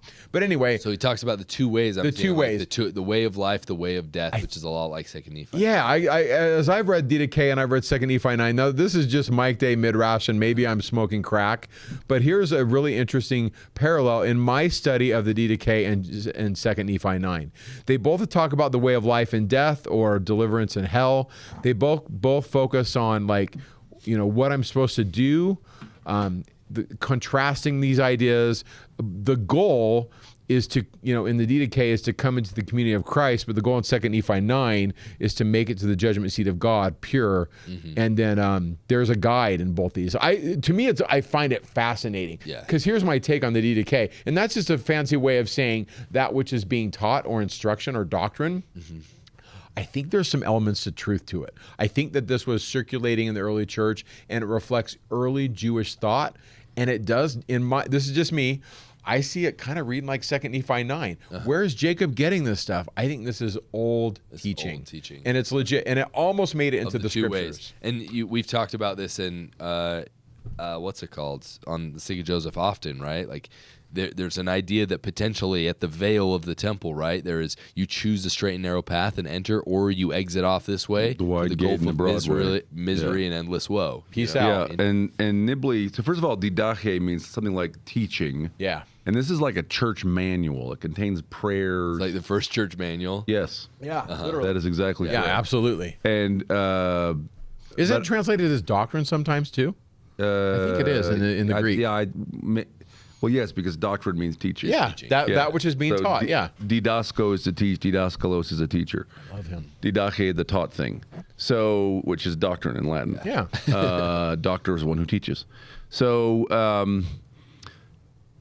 I think Nibley pointed out, not with reference, actually, he might have mentioned the Didache, but pointed out that the doctrine of two ways is very prominent in the Book of Mormon, but it is also prominent among in the Dead Sea Scrolls documents. Yeah. Right? That the idea is, look, you face an apparent multiplicity of choices. There's really always only two choices. Yeah. Right?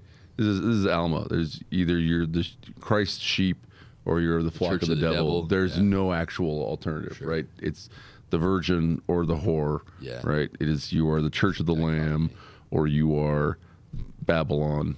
Yep. That's it. And what if, and this is just me, but I'm spitballing here, but I read section 10. It's also in section 5, but it's in Helaman. This idea of card-carrying church membership. God cares about your heart. Are you repenting? Yeah. And so my grandma, who's Catholic and prays for the saints and prays for forgiveness, does she not love Jesus? Is she not on the way? Yeah.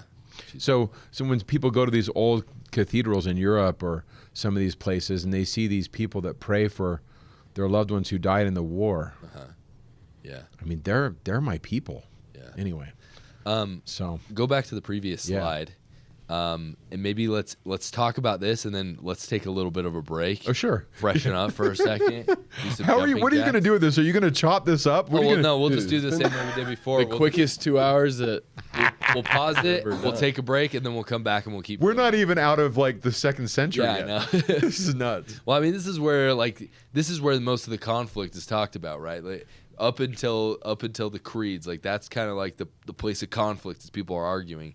But I want to talk about ritual instructions real quick. What is the state of the Eucharist specifically?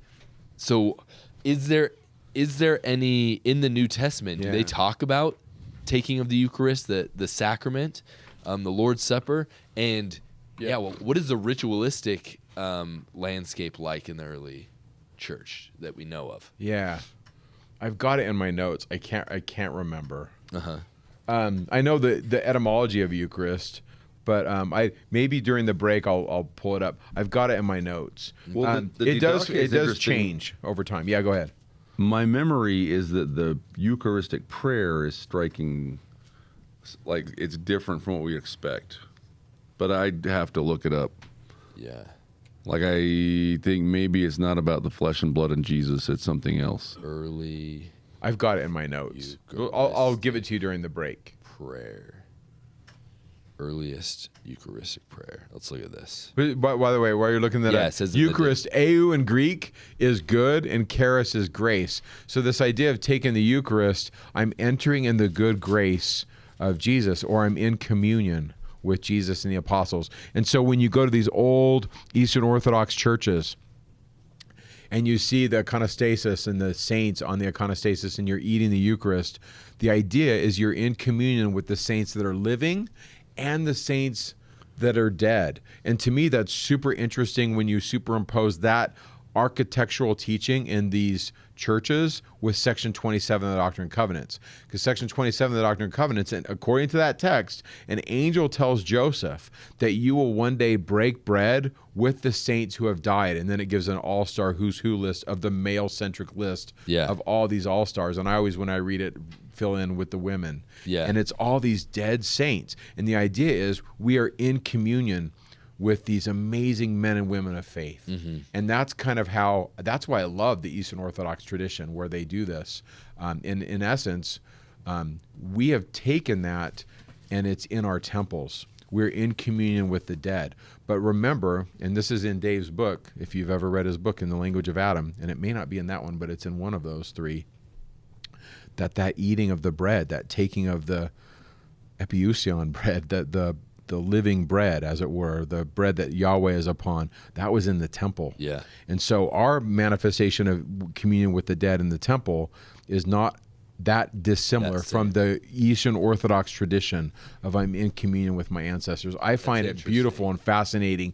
It's preserved in the architecture. And if that's really boring, that's a minute of your life you'll never get back. And you can just skip this part of the video. Yeah. This is, let me just read the two, there's three prayers. One of the prayers is after communion. Let me read they're short. Yeah, I got it. Let me read the two prayers, the prayer over the wine, the prayer over the bread that are in the Didache. Oh, and you're getting this right out of earlychristianwritings.com, which is great. Uh-huh. Yeah. So here's the prayer over the cup. We thank thee, our Father, for the holy vine of David thy servant, which you made us known to us through Jesus thy servant. To thee be the glory forever. Says nothing about the blood. Yeah, maybe it implies it. Jesus is the vine. Well, it's interesting. Is he? He was made known through Jesus, but it's the holy vine is David thy servant. It's not quite what you expect, right? It's probably is this going to be in Greek, the original? Yes, it's in Greek, or at least the version we have is in Greek. I don't remember whether it's. I think probably it's. Man, I read this a long time ago. I think probably it's from a Semitic original, but I'm not sure about that. We can check. The bread, the broken bread. Yep. We thank thee, our Father, for the life and knowledge which you madest known to us through Jesus thy servant. To thee be the glory forever. Even as this broken bread was scattered over the hills and was gathered together and became one, so let thy church be gathered together from the ends of the earth into thy kingdom. For thine is the glory and the power through Jesus Christ forever. There it is. So, by the way, he found it in Early Christian Writings. I found it in my notes. It's right here. I do have it in my notes, guys. Yeah. But that's super interesting. By the way, we do not know this was the first. Right? It's the first. We just know it's an old one. Yeah. Yeah. Right. It is an old bread and wine prayer. If you read chapter 15 of the Didache, it talks about the congregations choose or elect their ecclesiastical leaders. So it's different than the Latter-day Saint understanding. Now, but it's like section 20 of Doctrine and Covenants. It's telling you how to run a church. Yeah, telling you how to run church. It's a manual on how this is how you do it. Or like Moroni 4 and 5. Interesting. Yeah. Well, it is interesting that it doesn't talk about the body or blood of Christ. It doesn't seem to directly say that, right? Yeah. But it's still it's a beautiful prayer. Yeah. Yeah, I know, but it does raise questions of just like, okay, well then what was his understanding of the Eucharist and why they did that? I traced it, and I don't have it in my slides. I apologize, but I traced the earliest known tracings of the Eucharist to being the literal body and blood of Jesus, and I probably have it on my file somewhere. So during the break, I don't have it on my slides because I didn't know we were going to talk about this. I was really debating when I put these slides together, like how much do I do, and I just at some point I'm like I don't want to. Anyway, okay, so and I'll pull it up. By the way, the Didache is probably 1st century, which means it's the first one that he wrote, that homeboy wrote, right? Means it's like as early. old as the. I mean, it's there with the Gospels. Yeah. That's crazy. Also, and maybe there's not an answer to this one. What about baptism? Like, was baptism in the early church always done through immersion up through this point? So it's super interesting. So it talks about being baptized in living water. Yeah. Meaning like running water. Now that's not unlike the early mikvahs. The idea of that this water had to be this pure water. The pool of Siloam was running. It is living water from the spring. If you read, I think if I remember right, it's been a while since I've like done a deep dive and read every bit of it. But I think in here it talks about if you can't find living water, then it says then find this water. I can pull that up, but it gives if you can't find this, then find this. But this idea of sprinkling really is going to come up later, and I don't even have that on my slides either. Like I was really picking. I mean, there's so many things with Novatus. I have it in my timeline. So you're people that are big fans of your show. I have a timeline where I put this stuff into a short bit where it's not 20 pages, but I believe that's Novatus around 253. But that's just me and my brain pulling it up. I'll be more precise in my speech when I pull it up during the break. Yeah. Okay, sweet. Well, hey, we're gonna take a little break, but for you, it won't really matter. So let's just take a little break. Okay, break. All right, guys, we are back in the video. You didn't even know that we left, though, but we got some good food. Like a lot happened while you were that time it took you to blink. I had a Hawaiian burger, cheese fries. I saw my son Chase. We talked he hasn't about seen him in 20 years. We talked about so many things. I feel like I lived another life in that time. It was like time travel for these guys. It was. And back into the apostasy. Okay, so where are we at? Okay, so where are we going? I think we got done talking about Didache. So really quick on Shepherd of Hermas. It's another text from this time period. I'm not going to say a lot about it other than it's acknowledging that the time of the apostles is in the past. It does some interesting things on penance. Out of Similitude 7, it says, "Do you think that the sins of those who repent are remitted? No, but he that repents must torture his own soul and be exceedingly humble in all his conduct and be afflicted with many kinds of affliction." It's kind of this idea of you've got to like almost do penance, as it were. This kind of idea of you've got to suffer. Now, I don't necessarily 100% agree with that, but I do understand when you repent, there's a degree of suffering. And people interpret the Shepherd of Hermas differently, and I'm not going to tell your audience how to interpret it. But from my reading, it does kind of see the church as an old and failing woman, with this idea that the church is this tower with some pieces that don't fit, some blocks, as it were, that need to be put in the right place. I see it as a text that is reflecting, looking back and realizing, okay, we're entering a new age of the church, an age without apostles. In the 2nd century, there are some big players. A couple of them are a guy by the name of Justin Martyr, and another guy is Montanus or Montanus, and the dates vary on what he does. But what he does is essentially that, and they call it this. They call it a controversy. He's acknowledging that the gifts of the Spirit are gone. They've kind of vanished from the church. Prophecy seems to have waned. Who's saying this? Montanus. Montanus. And however you pronounce his name. Somebody will correct me in the comments, and I'm totally fine with that. And he has these two women. One of is Priscilla, and then the other one is, I believe, Maximilla, if I'm remembering right. And I don't have a lot of slides on him. Like, that's it. But what he does is he's having these ecstatic visions, and people are coming and listening to him, and people want prophecy. And this is the beginning of people saying prophecy is in the past. This is the beginning of God has kind of stopped. He already spoke. Yeah, this is the beginnings of that movement, because if you remember when Joseph tells the minister, hey, I actually did what you said. I did as James directs, and I asked God, and God spoke to me. Remember, the minister's rebuttal was, all revelation has ceased with the apostles. There are bishops that are having that kind of conversation at about 170 AD. This is early on. Okay. So that kind of puts it in context of what is he doing and what is the response from Christianity. Do you see what I'm saying? Because every single response, every creed, every council is responding to something. It's not just in a vacuum. Yeah. Okay, cool. Okay, so that's Christina, that. you heading out? Okay, awesome. You're amazing. Did you finish? Like a boss. Yeah. We'll just keep this in. Christina Dimmick's book is either out already or will be coming out, Hidden Holy Days, and she just finished the audiobook. So Yeah, Christina. get that. And we Okay. got to finish a little, and then we need like another 2 hours to finish the bonus content. Oh yeah, the right? bonus content. So So we'll connect with you on that. Awesome. Okay, we'll see ya. Congratulations. That's kind of Perfect. exciting. So what I'm seeing right here is now there are kind of what you explained. There are maybe some more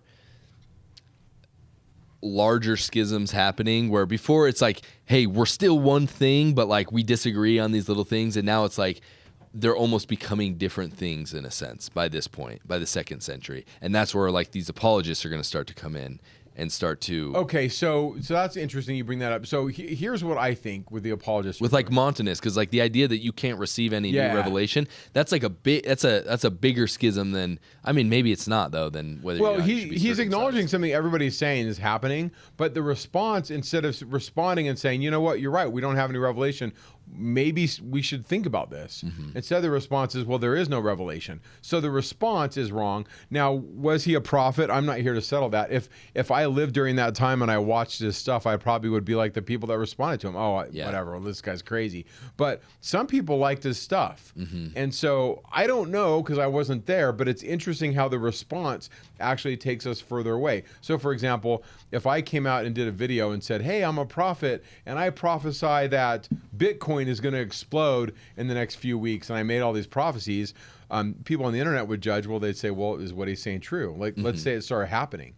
The response from, President Oaks' office isn't all revelation has ceased. Yeah. Right? They would say, well, Mike got lucky or whatever. But my point is the response doesn't...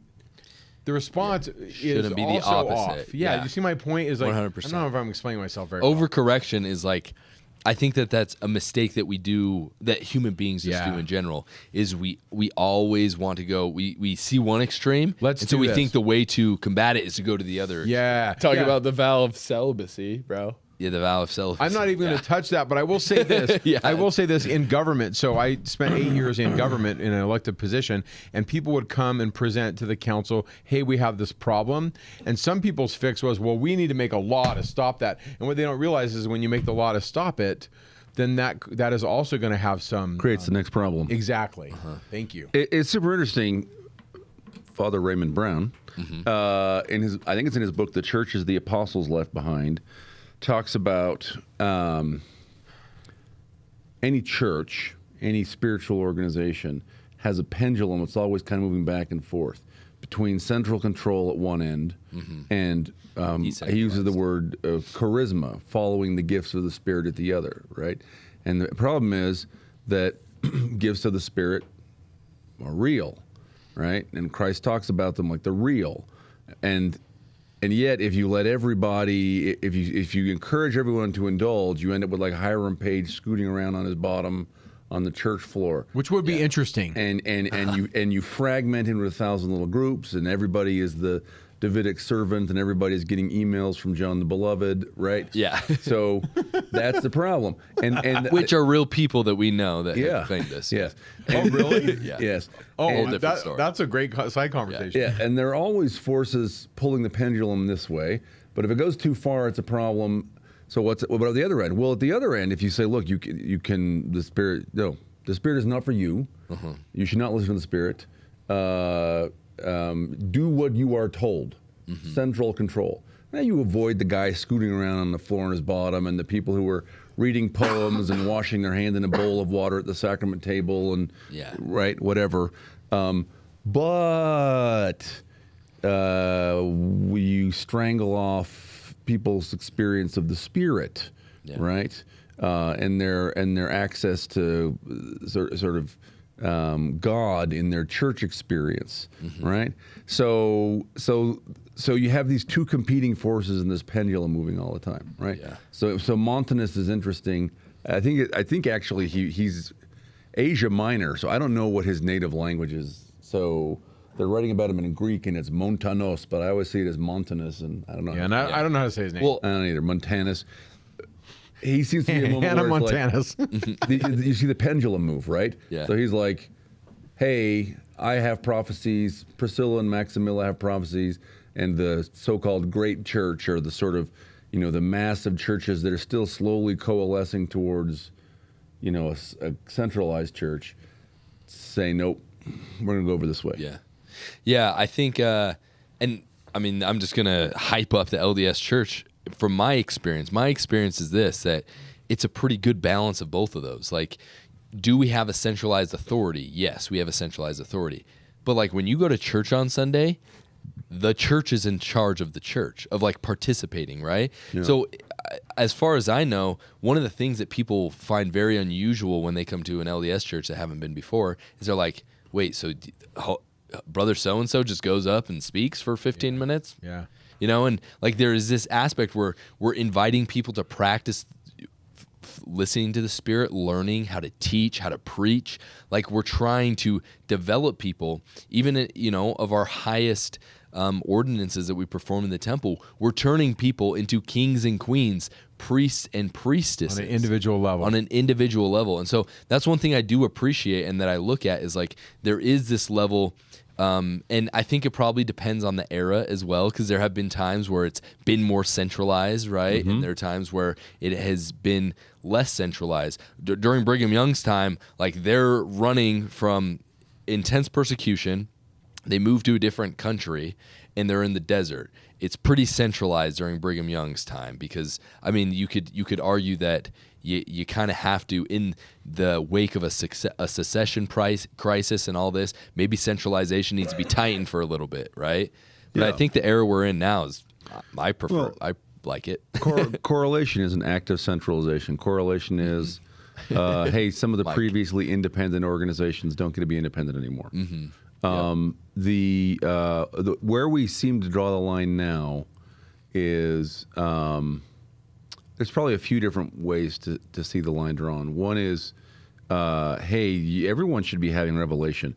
It's only for you. Your revelation is for you. Yeah. And your family and your area of responsibility. That's it, right? That's kind of like a downward facing fire break. Right? Nobody in a pew in the 9th Ward is going to have a revelation that says, "I am." Dave, you need to sell your house and go on a mission to Mexico. Well, but I think the standard line is, "I am allowed to have that." No, you're allowed to do that, but I can't. But tell you can't that. have that. Yeah, that's exactly right. Which is a pretty good. It might not be perfect. There might be times where someone receives something. Yeah. But I don't know, man. Like it seems like a pretty good line to draw. Yeah. Yeah. And other than revelation, I think most of the gifts of the Spirit, we have re-understood them in different ways. So we don't speak in tongues.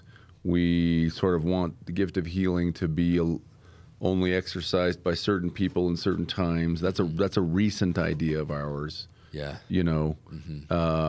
So look, this is a live issue, and like someone watching this 50 years from now is going to be like, "Man, that's weird. That's not how we do it," because we'll have moved one way or the other. Yeah, that's interesting. There is a good shifting point. that takes place. President Oaks talked about was he the one that did the priesthood line and the individual personal line? I think when it comes to the lines of revelation, you have a priesthood line and you have a personal line, and both need to be operative. Just as a side comment, so there's a wonderful gal in my ward who for a number of years was the Relief Society president, and every day she would get up and talk to Heavenly Father and say, "Heavenly Father, who needs my service today?" And she would follow the Spirit where it would dictate. And so many times people would say, "Hey, I had this need," and she came and met it. And she was a living example to me of living in the Spirit within the confines of a structure, a church structure. She had a calling, but she was also very much open to the Spirit directing her. And I think that's wise. I think what this character, Montanus, however you want to say his name, what he's illustrating is that he's saying there's a need in the church. We don't have it. The gifts of the Spirit, prophecy is gone. And the church's response, which I would say is wrong, right? There is no revelation, but it also just cements that idea. And by the way, we still don't have the Bible yet. Yeah. Right? Remember, the argument from many is that the Bible is the final revelation. We don't even have it yet. And where in the Bible, where in the pages of the Bible does it say there is no more revelation? That also is not in the Bible. It's an interesting conundrum. Are you It's kidding me? 200 years after It's in Christ, Revelation too. 22 when it says those that add to this text. It's in will be Deuteronomy. It's in Deuteronomy, yeah. No, see, that was a metaphor. That was a metaphor. But what's an apologist, Mike? Okay, so in the 200s, okay, so we're not in the first century, we're in the second century here, or In the 200s, in the third 200 century. Sorry, we're in the second century, entering into the into the third century. So the late 100s, early 200s, there's this movement. It's the age of the Apostolic Fathers have now passed away. Okay, so nobody knew the apostles. Yeah, we're second, third generation away from the apostles. And what's going on, and this is really fleshed out well. I think I brought it here. Sorry, this makes for bad video, but here it is. So now people This is only a know really, people. really good book that kind of lays out, okay, how does philosophy, how do the arguments of the Greeks kind of play into this era of Christian history? And so if you want a good thin slice of this period of Christian history, and his name is Richard Hopkins, How Greek Philosophy Corrupted the Christian Concept of God. So it's a pretty inflammatory That title. is inflammatory. Okay. Who's but- Richard Hopkins? So he is, what is he doing? He is, once again, he's an attorney. We were talking Yeah, earlier about, why are all these attorneys great scholars? Uh-huh. Well, maybe because they like to read. They know how to think. But yeah, he's an attorney, Southern California. Anyway, I've never met the man, but I read this like probably 30 years ago. Is he And, LDS? Or? yeah, LDS. Before I ever read his book, when I read his book, I hadn't. This is way before I went to graduate school and had to like learn Greek and stuff. I wish I could have taken graduate school 30 years ago. I would probably be worth more. But anyway, my point is, he lays out the arguments and he's citing these guys. And then since this book came out, and then since I've gone to grad school, I've done a deep dive on, are his arguments valid? And so far, I'm not finding it fault in his arguments. Like, he's really studied this stuff. Big picture, what this book is doing, you may hate the title. Some of you may hate it. But what this book is doing is it shows how these thinkers are trying to make Christianity look acceptable. Because here's the problem. People that lived in this culture in the 200s, late 100s, are saying things like, so you're trying to tell me, like put it in American terms. Like, just think about Janet Reno and Bill Clinton. Imagine if David Koresh was your Jesus, and you came to me and I said to you, so you're telling me this guy named David Koresh that Janet Reno and Bill Clinton sent federal troops down to go kill, that's your Messiah? That this guy that the state executed. I mean, that's kind of the argument you're making. And Bart Ehrman talks a lot about this in the early period of Christian history. That imagine the hard sell. I'm coming to your house and you're steeped in Greek philosophy, and I'm like, listen, I know you think whatever about the ideas of your gods or your pagans, but the real God is this guy named Jesus. And you're like, oh, tell me about him. I'm like, well, Rome killed him. Okay, where is he now? Well, he's in heaven. But he's the Messiah. Like, can you see how this would sound kind of crazy to some people? Tough sell. Yeah. And so what these apologists are doing is they're trying to say, hey, listen, before Jesus, there were these ideas that were swirling around in philosophy. And guess what? They were the precursor to Jesus. And I'm going to lay this argument out here in the next few slides to kind of paint a picture. But really, the person who is kind of like the apologist's homeboy is going to be John. Because John chapter 1 verse 1, en arche en ho logos, in the beginning was the Logos. And the Logos was pros ton theon. The Logos was like next to God. And then it says that the Logos was God. And so these early apologists are going to say, hey, those Greek philosophers that talked about the Logos, this reason, that's Jesus the whole time. And if they married Greek philosophy to Christian scripture, now they have a hook to kind of get in the door to these the intelligentsia of the people of this time period. And so the apologists are not apologizing for their religion. Yeah. They're defending it using Greek ideas. Because in that Bruce Shelley book, one thing that he points out is that it's generally believed based on, first off, the lack of writing from, the first 2 centuries of Christianity, but also, what other people have written about Christians, that Christianity was for kind of the peasant class. Dummies. It was for the poor class. Yeah. For the first 2 centuries. Women and this- children. Yeah, Yeah. and this is the first time when they start doing this that serious people that have power and have sway in civilization start to consider Christianity is because it's being presented in this way. Yeah. Right? Yeah, and I'm never saying women and children are dumb, but the idea of, well, you're not steeped in Greek rhetoric, you don't know Greek philosophy, so of course you bumpkins Well, that's a believe in this quote Jesus that someone guy. says, right? Yeah, It's they say that. That's their argument. I'm Yeah. going to find it. Yeah, But- it's Women and children are dumb. yeah. Well,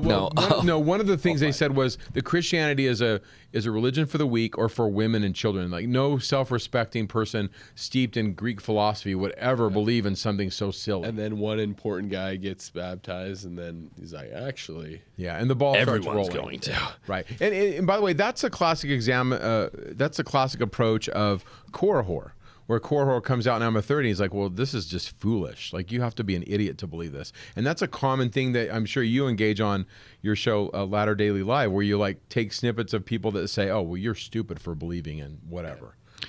So just for, go for it. I was going to say something not contributing at all. I found that quote. I'll just read that quote and then you read go. the quote. All right. Let no educated man approach, no wise man, no prudent man, but whosoever is ignorant, whosoever is senseless, whoever is uneducated, who is a child, these are the people who accept Christianity. Yeah, who said that? Celsus. Celsus, yeah. So who wrote against Celsus? Was it, it'll come to me. I've read. Contra Celsum? Yeah. Justin Martyr or Yeah, somebody, I think it was- Irenaeus. Yeah. Yeah. So just for a little bit of chronological context, right? So we are right now, 2026, we are 161 years from the Civil War. Mm-hmm. So 161 years from the death of Jesus brings us to 194. So this is about what we're talking about now. These people are about as far It's a long from the Civil War. So you think about, okay, like, all right, do I know anybody who saw the Civil War? I do not. When I was young, I knew my great-grandmother. She died in 1990. She was 90-some years old. She was born, fun fact, 1800, polygamous household, around 1900. So she knew. So like the grandparents of my great-grandmother were alive during this. Like that's the sort of depth of time we're talking about here. Yes. And to remember too, they were probably literate to some degree. Yeah. Like literacy rates were much higher during the Civil War than during this time. Right. And so like just these ideas and these things are much easier to pass down. Yeah. Well, it could be that, like, it's not like I sat around and heard Civil War stories from my grandmother. Yeah, right. yeah. She grew up in Utah. But like, I could have heard from her something she heard from somebody else. Yeah.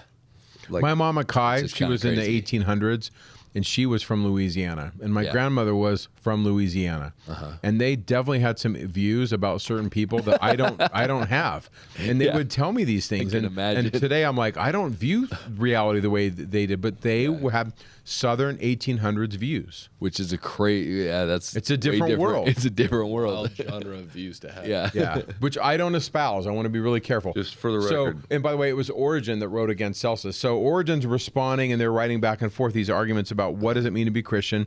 So I'm going to go through some brief bits on Greek thought. Yeah. Okay? I'm going to go really quick. Okay. Because I don't want to bore your audience, but here it Yeah. is. Parmenides, 500 BC. So way before Jesus, he thought that thought or force is part of incorporated in all manner. So just think about how we would package this today. He taught that the universe is in perfect unity, making motion and change impossible. Because of this, the entire observable universe is an illusion. What you actually see is not the being, but the appearance of the being.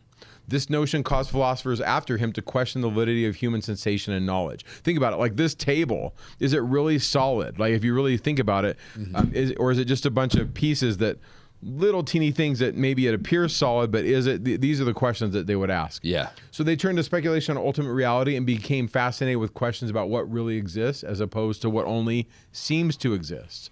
and what permanently exists in contrast to what temporarily exists, and what exists independently and unconditionally rather than what exists dependently and conditionally. He's known, this guy Parmenides, as the father of metaphysics. It sounds like So- they just found marijuana and started smoking raw. This is literally philosophy 101. Actually solid? Yeah, like this is how they're thinking. So at about this time, we have this guy, and I'm going to butcher his name, Heraclitus, coined the term logos or reason, and it's this thing that basically determines the movements of all observed reality. It's in everything in the observable world is in flux, but this logos is the reason behind it. This is prior to Plato. It's with the forms. underlying rules that govern the universe. Yeah, yeah. Now, logos means, it's where we get the word logic, but it's also where we get the word dialogue, dialogos. Dia is through in Greek, so dialogos. So through dialogue. We're communicating our reason through each other. And really, the viewer is getting, okay, some of what I'm saying, some of what you're saying, Dave, Jackson, we're all saying stuff, and it's moving through us. And what you're hearing on the YouTube station, or whatever you want to call it, is maybe not 100% what's in my mind, but it's coming through our voice and entering into their hearts, and we're getting pieces of this logos, or this reason. Yeah. So, and the next guy, I'm not going to try to say his name, talks about this idea of dualism. And so he talked about this idea of nous, which is the word for mind, that creates the universe. And universe is in this like duality type thing, okay? Light and darkness, which precedes Plato.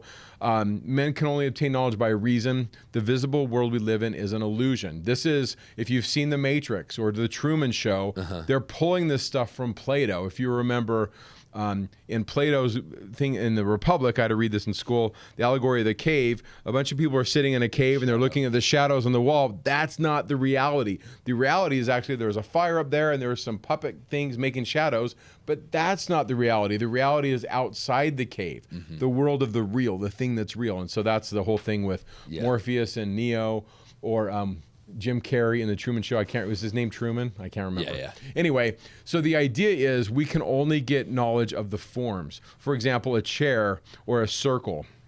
The circle that you see with your eyes, like even that soda can has a circle on top of it, Plato would say is not a perfect circle. It's a representation of the idea of a circle, the real, which exists somewhere else. Okay. So that's kind of Plato. The world's ever changing. You can see him getting these ideas from previous philosophers. Okay, so the things that we can't see are these ideas or the forms.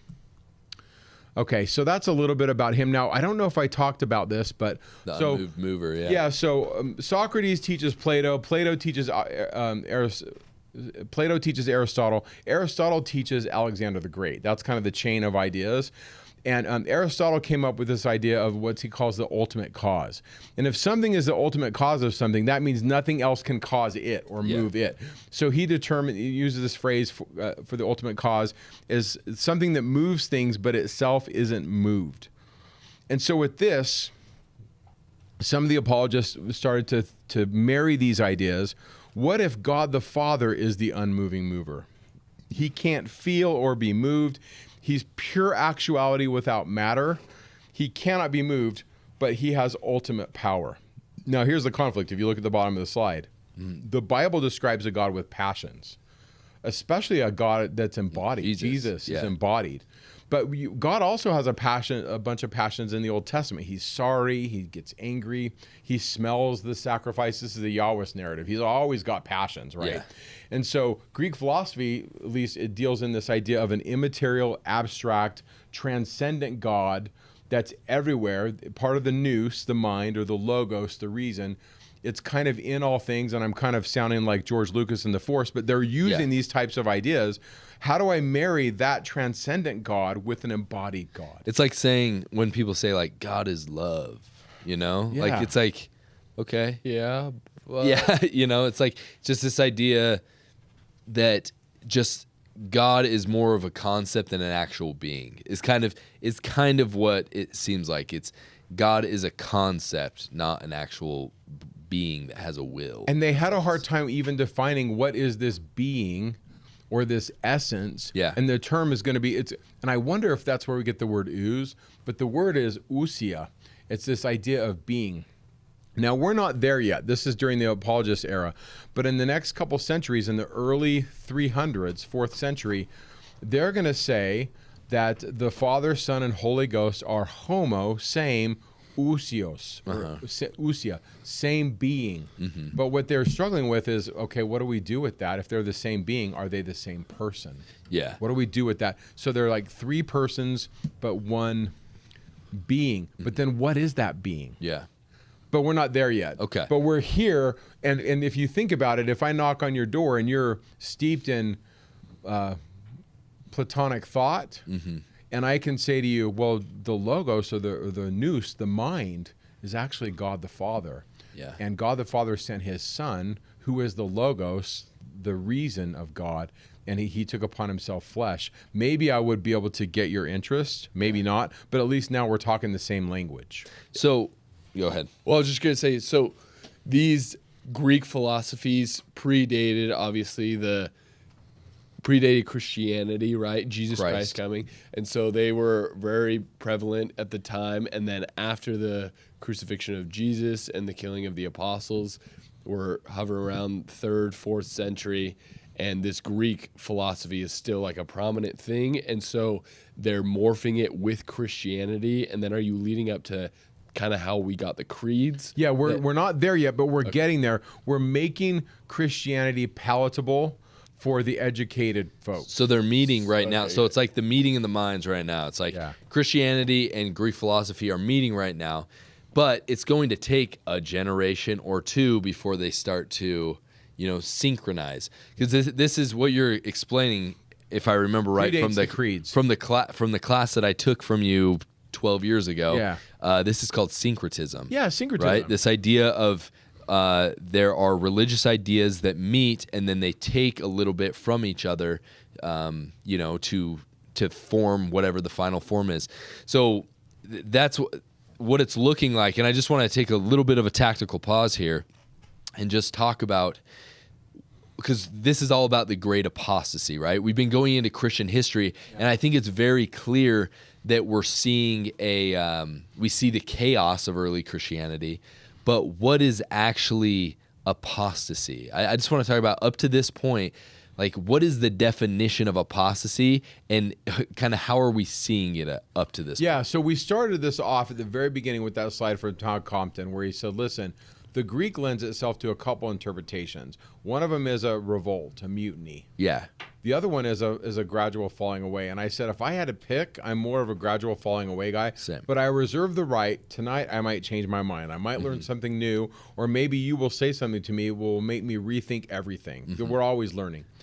But I think what we see here, and this is where I'm showing you my cards. You have to decide, well, what is the true stance? If the true stance is you believe in an exalted, glorified being called God the Father, El Elyon, the Most High God, man of holiness, Ish Kodesh, whatever you want to call him, Heavenly Father, and he has a son who took upon himself flesh and is embodied and glorified. I mean, I'm pretty much quoting D&C 130, right? The Father has a body of flesh and bones, as tangible as man's, the Son also. And if you believe that they're distinct beings, then this is lending itself to a hardcore apostasy. We're going away from our stance.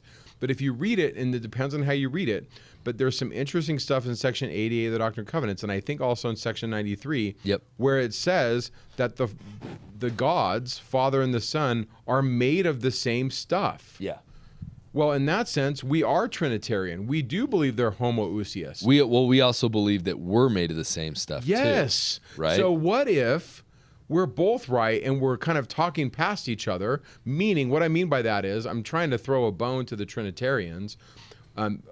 There's a distinction. Yeah. Many of the Trinitarians are going to say God the Father is unembodied. In fact, I've yet to find one from the Cappadocian Fathers or these Trinitarians that's like, no, God the Father is embodied. And maybe I will find one, or maybe somebody will comment and say, Mike, you missed this. You misread this document. Father Humperdinck. Yeah, God the Father is 7. embodied. And send me Father Humperdinck Book 7's quote. I want it. But my point is, what if we're both right? We're made of the same stuff, Father and Son. That's in you. You are made of God the Father's stuff, and you're just this person who is mortal. But the early, up until the fourth century, and I have a whole webpage on this. I didn't even put it in the slide deck, but I one time did a study on who said that man can become God. And they pretty much all did. All the first 400 years of Christianity. Now, the commenters, and some people are going to say, Mike, you're hair splitting. You know, the people that write, God became man so man could become God. We didn't mean that literally. That was a metaphor. Okay, but they said it. Yeah. They used the words. What it meant might depend on them. We can't go back in time and have Origin on your show and have him do a podcast and say, sick. well, what I meant, I know I said that, but what I meant was this. But my point is they're using the words. So I guess, long story, what I'm trying to say, and maybe I'm talking in circles, but I believe that the Father and the Son are homoousios. They are of the same substance, but I don't believe that they are the same person. But in the language of these guys, a lot of times they say that they are three persons of one substance. And then what does that even mean? I mean, I'm getting ahead of myself. You know, we're not there yet for another 100 years, but my point is, the table's being set right here with the apologists. They're using this language. They're marrying these ideas. And here, once again, is Aristotle, and he is Plato's student, and he's talking about God being the unmoving mover. I'm not going to read this to you guys on the video, but look at the very end. This unmoving mover had to be pure actuality, or in other words, pure form without matter. That idea is going to be who God the Father is going to turn into. Yep. That's all. This is all before Nicaea. Yep. Sorry, go ahead, Dave. You had something you want to say. Maybe I'm going to reveal my own ignorance here.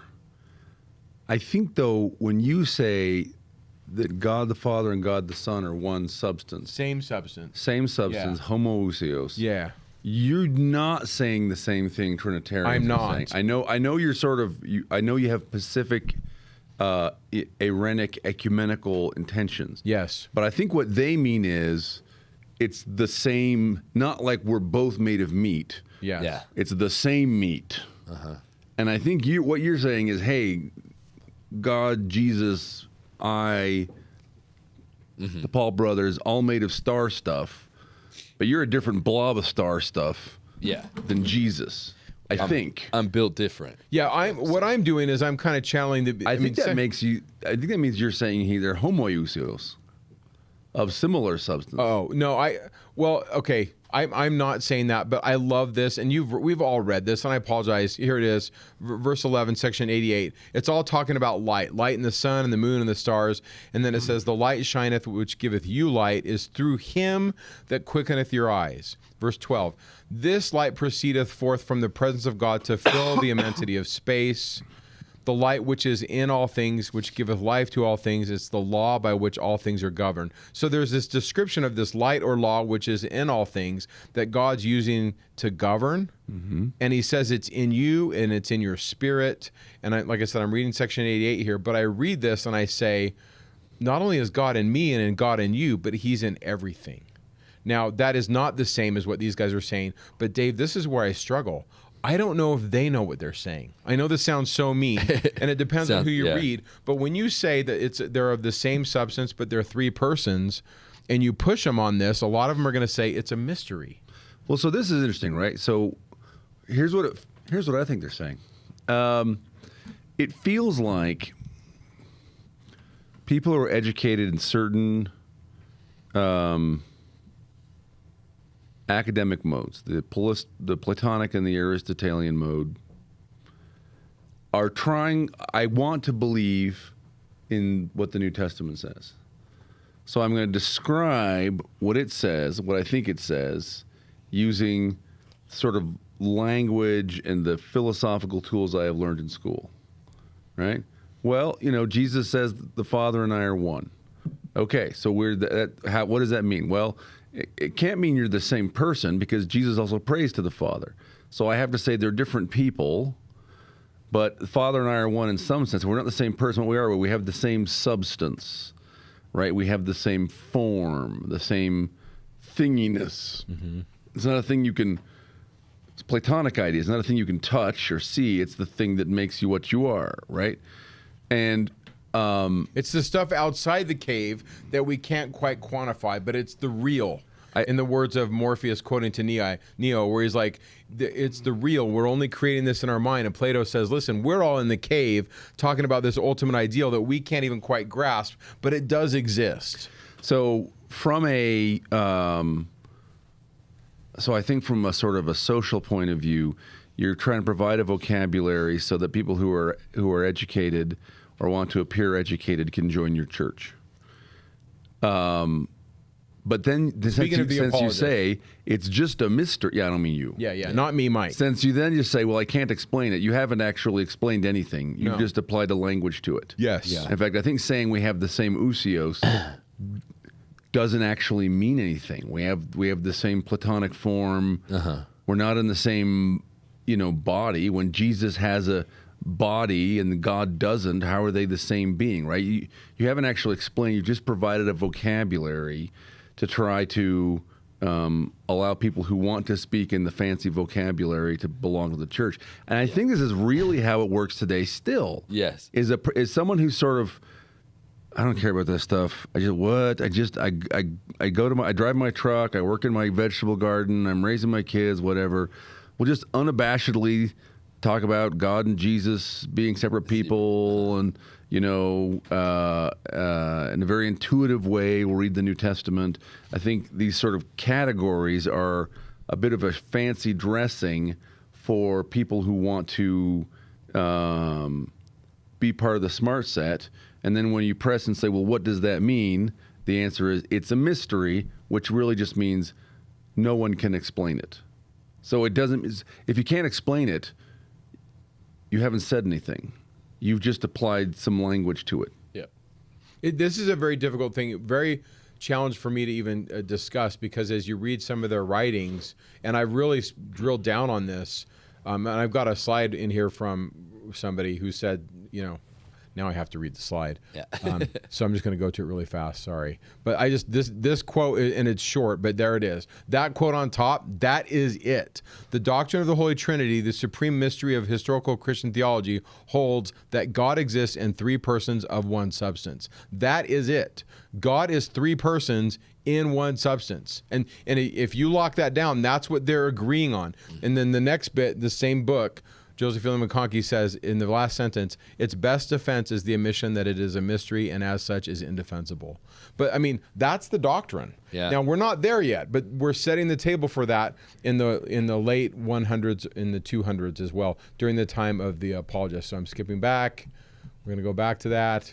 But that's what's going on with this unmoving mover language that is being discussed a couple hundred years after Jesus. Yeah, so it's just setting the groundwork of eventually, encoding that in a creed. Yeah. I mean, really, the apologists did two big things. They did a lot of things, but here's a couple of them.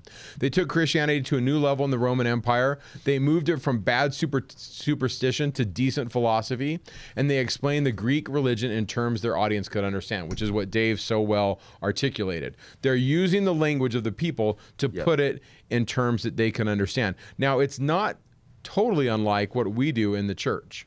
We have, if you've read him, we have Orson Pratt, we have Parley Pratt, we have Brigham Young. They said some stuff. We're not sharing that with the world. We don't say all that stuff, yeah. What do? Well, preach my gospel. It's a pretty simple gospel message. We use the scriptures. The main tract we're going to use is the Book of Mormon, which is it's in plain language, but it's also encoded speech. But we don't do the encoded speech in the discussions. What do we do? In the plain language of the people, we send people to say, you're going to do Portuguese, you're going to do Spanish, I'm going to go speak Chicagoan, and we're going to go preach the gospel in a way that people can understand, because we want to take them to Christ. Yeah. Dave, I want to give you a little time to talk about this. So many people that watch this channel know about the book that you've written. Some people watching don't know. Never heard about In the Language of Adam. Yeah, about In the Language of Adam, right? Yeah. And in that, you talk, among many things, it's focused on the Book of Mormon, you talk about this idea that God had a family at some point, and that is the central message of the restoration in some sense, is that, hey, guess what? God has a family, and you're a part of it. Yeah. And this idea of this unmoved mover, this homoousios, all of this gets rid of the family of God into some unknowable, amorphous thing, right? It gets a personhood of God. So explain a little bit about anciently, how was God viewed in the Near East, and like we don't have to get super deep into it, but just for those who are listening that may not know, and why is it so much different from what these Greek apologists are explaining here? Yeah.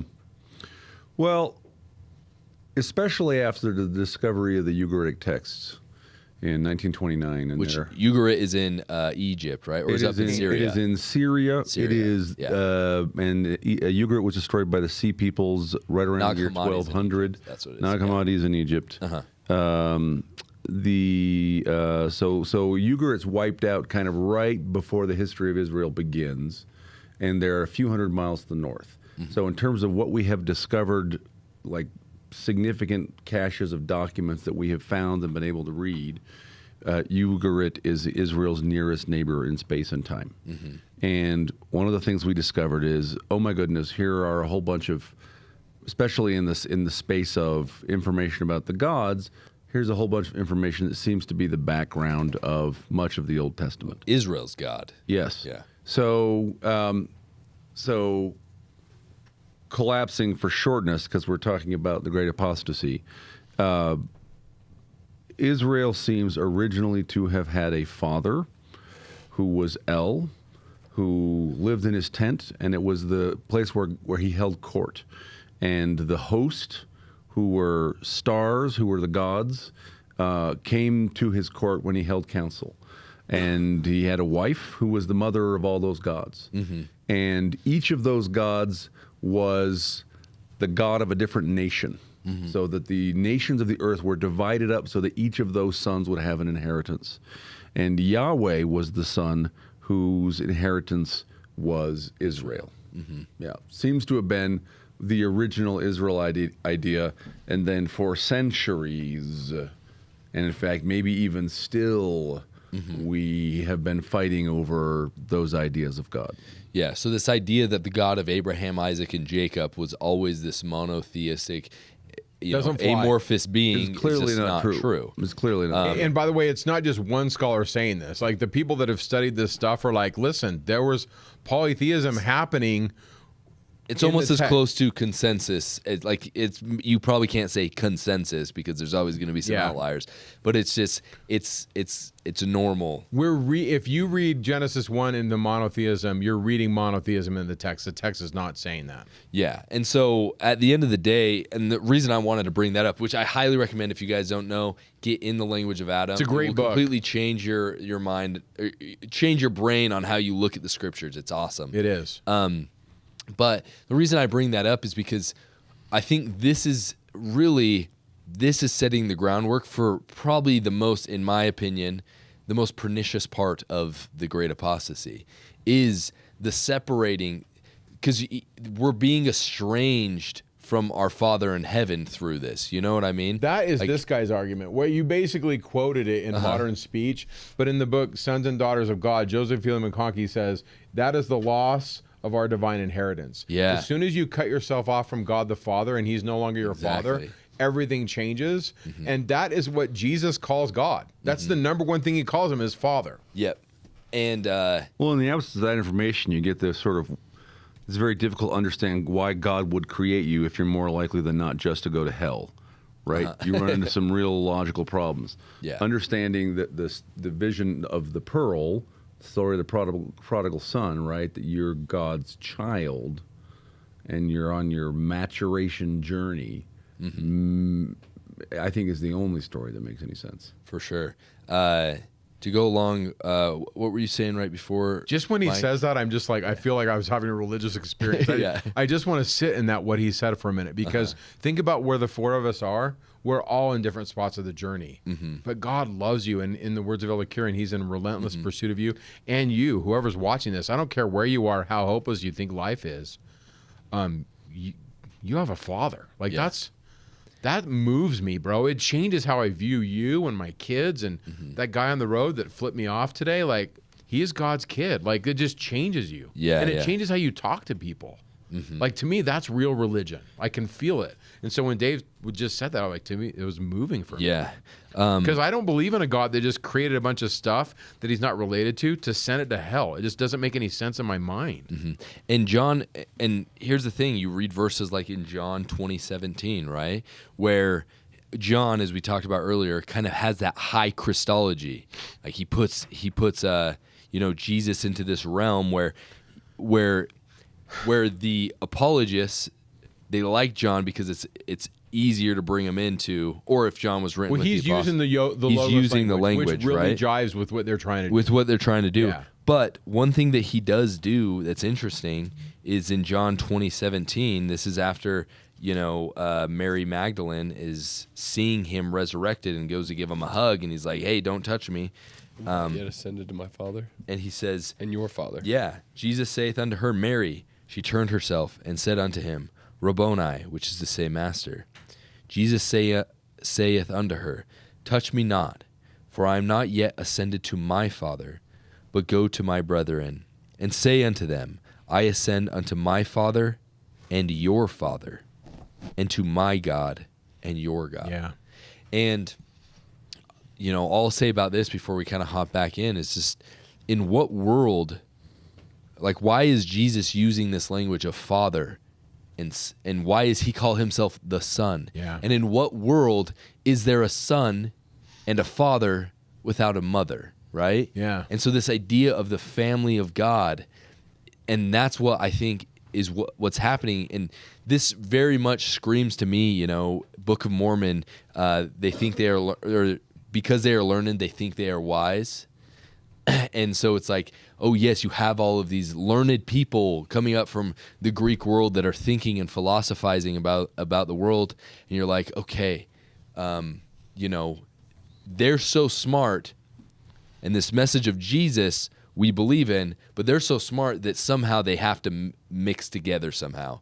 You know what I mean? So let's force them together. Yeah, well, to give, I guess, play the evangelical, because I've actually heard this argument used before of why he uses language like Father, Son, and things like that, is because, and what I've heard said is because God is so incomprehensible without parts or passions, is that language like that is used so that we can attempt to comprehend. It's the same reason why they use language like God's hand or God's eyes or things like this on the right hand or whatever.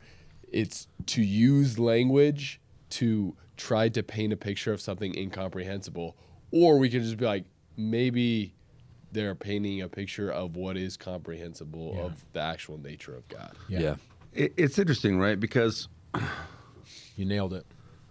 so who's your God? You don't know. You can't understand it. You don't think you can understand it. You have some metaphors. Right? Yeah. That seems very... Okay. Yeah, you're just like, Why would I all want right. that? Behind that. It makes me feel so much better. Whenever I hear freaking Josh Howerton from Lake Point Church spewing out some bullcrap about how unreasonable we are, it's like, dude, don't even get me started, bro, on the stuff that you believe about your God. Like, Right. it's frustrating. In one sense, the articulation, we're going to get to the creeds here, and I'm sure we'll read parts of the Athanasian Creed and the Nicene Creed, but there really is no difference between their conception of God through the Trinity and the astrologist who talks about the universe. Like, they believe in the universe. Like, the universe brought us together. Like, it's the same sort of thing, right? It's almost this thing that fills all Ethereal. the world. It's like this ethereal thing that cannot be understood, but somehow it has a hand in things. It's the same thing. It makes you...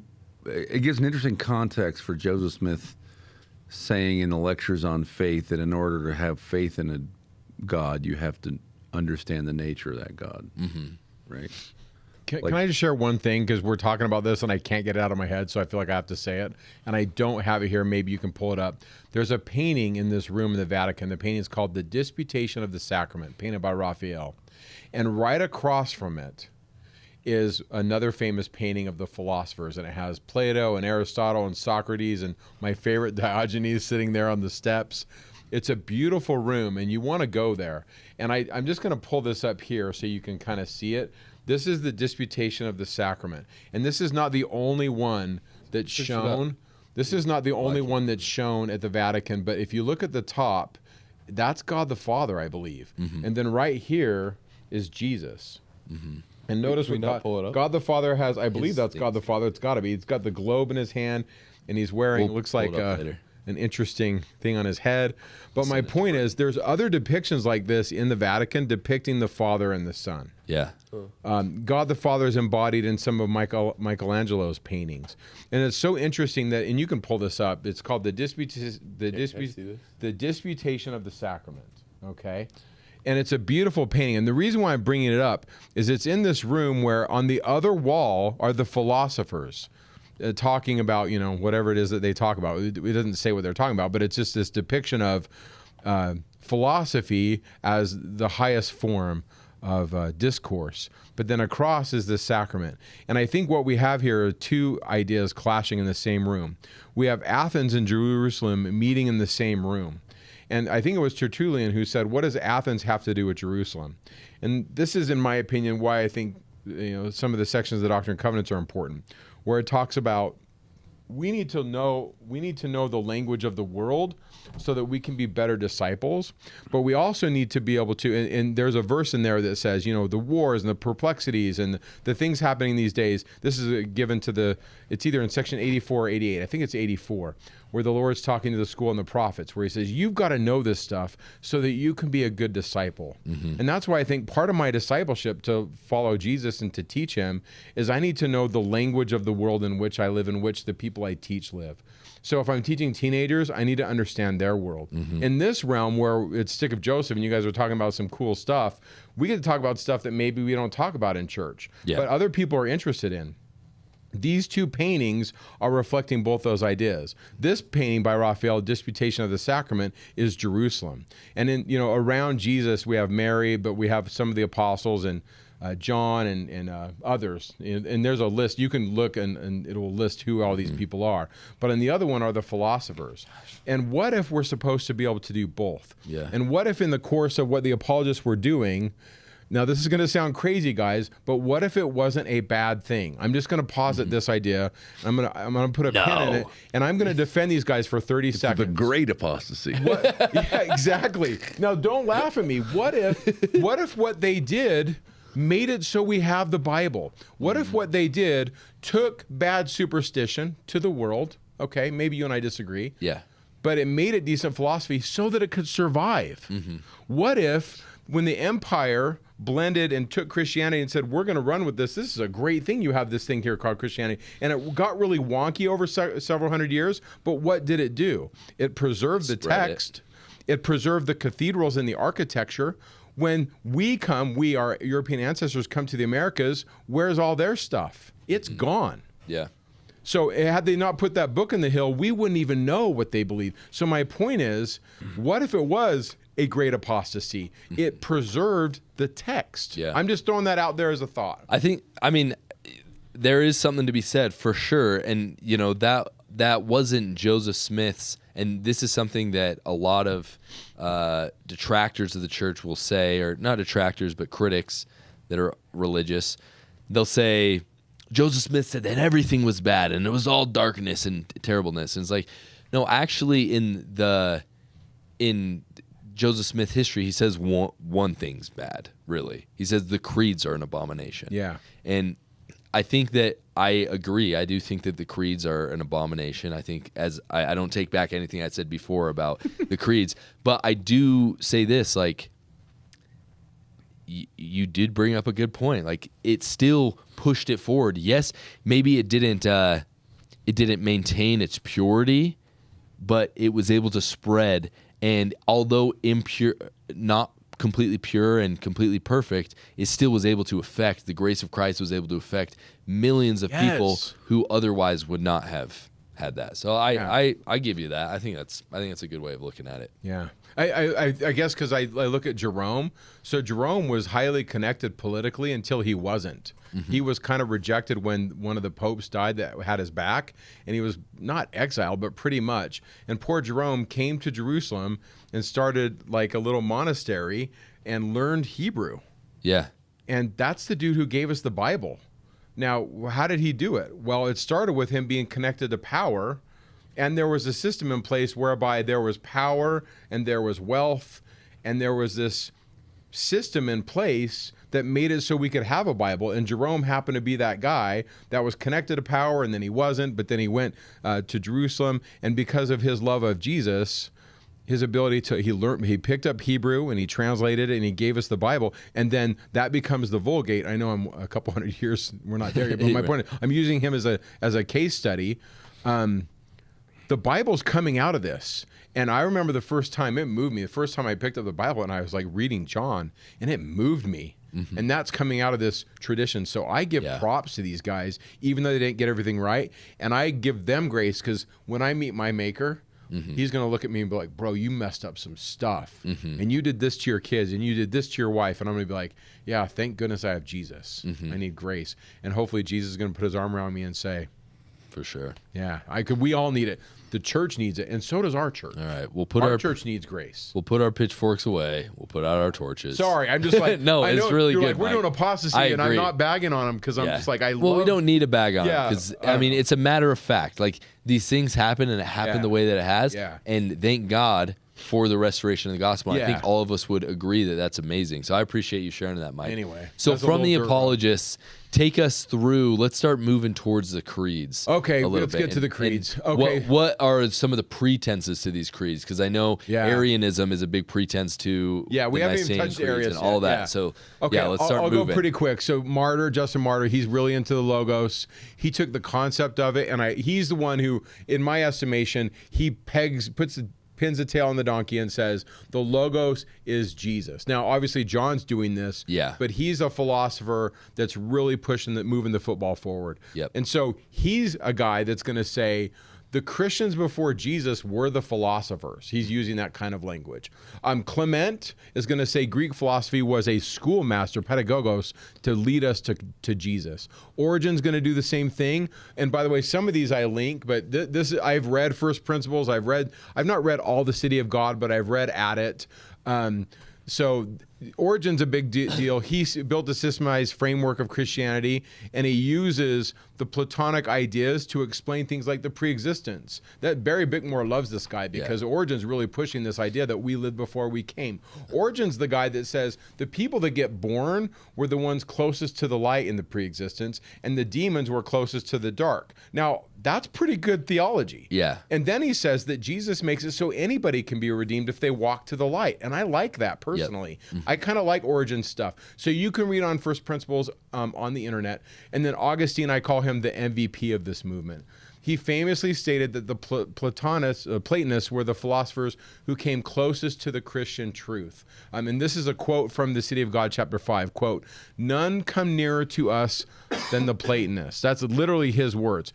So he talks about this idea of the world of forms, and he says that is in the mind of God. The true forms are in God's mind, and what we're seeing is reflections of this. So Augustine, by the way, got a lot of stuff jacked up. We could do a whole podcast just on Augustine and the stuff that he does that's radically wonky. We get women are bad from him.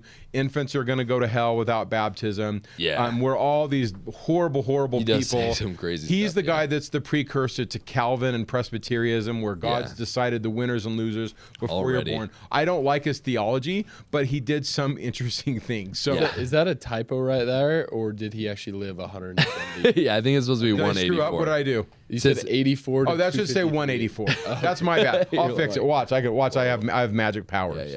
I go like this. Wait, what power is this? So I typed this up, and who are you, you witch? Okay, there we go. Insane. There we go. It's fixed. See, isn't that magic? Yay! Just like that. Just with the swipe of the pen, I change his date. So there we go. So these guys are big deals. Now, really, this is all to be a predecessor to what this guy right here. I love this book. It's so good. I read this on my mission. Donald McKim, Theological Turning Points. And this, I believe, is turning point number 1, which is who in the heck is Jesus? And it starts with Arius. So here's the problem. And I think Arius gets a bad rap. So we're reading a lot of his stuff from his enemies. But Arius basically says, listen, it clearly says Jesus was begotten. If he was begotten, that means he came from the Father. That means at some point he didn't exist if the Father made him. So there's a poem that got bantered around in the early empire, or before the empire, but there's a poem that they sang at bars. And I want to just read you this bar song really quick.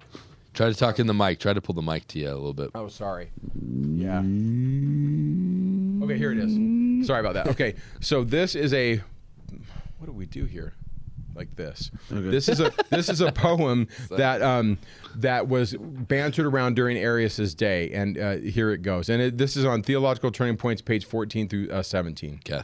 Arius of Alexander, I'm the talk of all the town, friend of saints, elect of heaven, filled with learning and renown. If you want the Logos doctrine, I can serve it hot and hot. God begat him, and before he was begotten, he was not.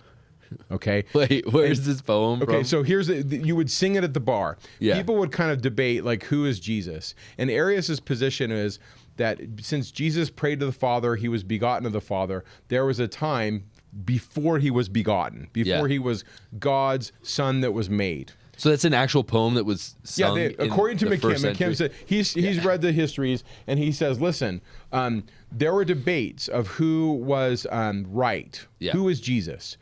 There were other people that said, no, Jesus is the Logos. He's the reason behind this unmoving mover that became flesh. Yeah. And the reason of God became flesh. And the guy that's really going to go against him is Alexander. Now, Alexander is a bishop and Arius is a presbyter. So they have different ecclesiastical positions, but their followers marshal ranks, and there's a lot at stake. And according to McKim and other historians, this is the time when many Arians or followers of Arius actually get killed. We have Christians getting killed, at least according to McKim and some other scholars. And why does this matter? Well, there's this other guy, and you may have heard of him, and he is a military leader that's trying to kind of solidify the empire. Constantine. And in 312, he's having this battle against this guy, Maxentius, if I'm butchering his name.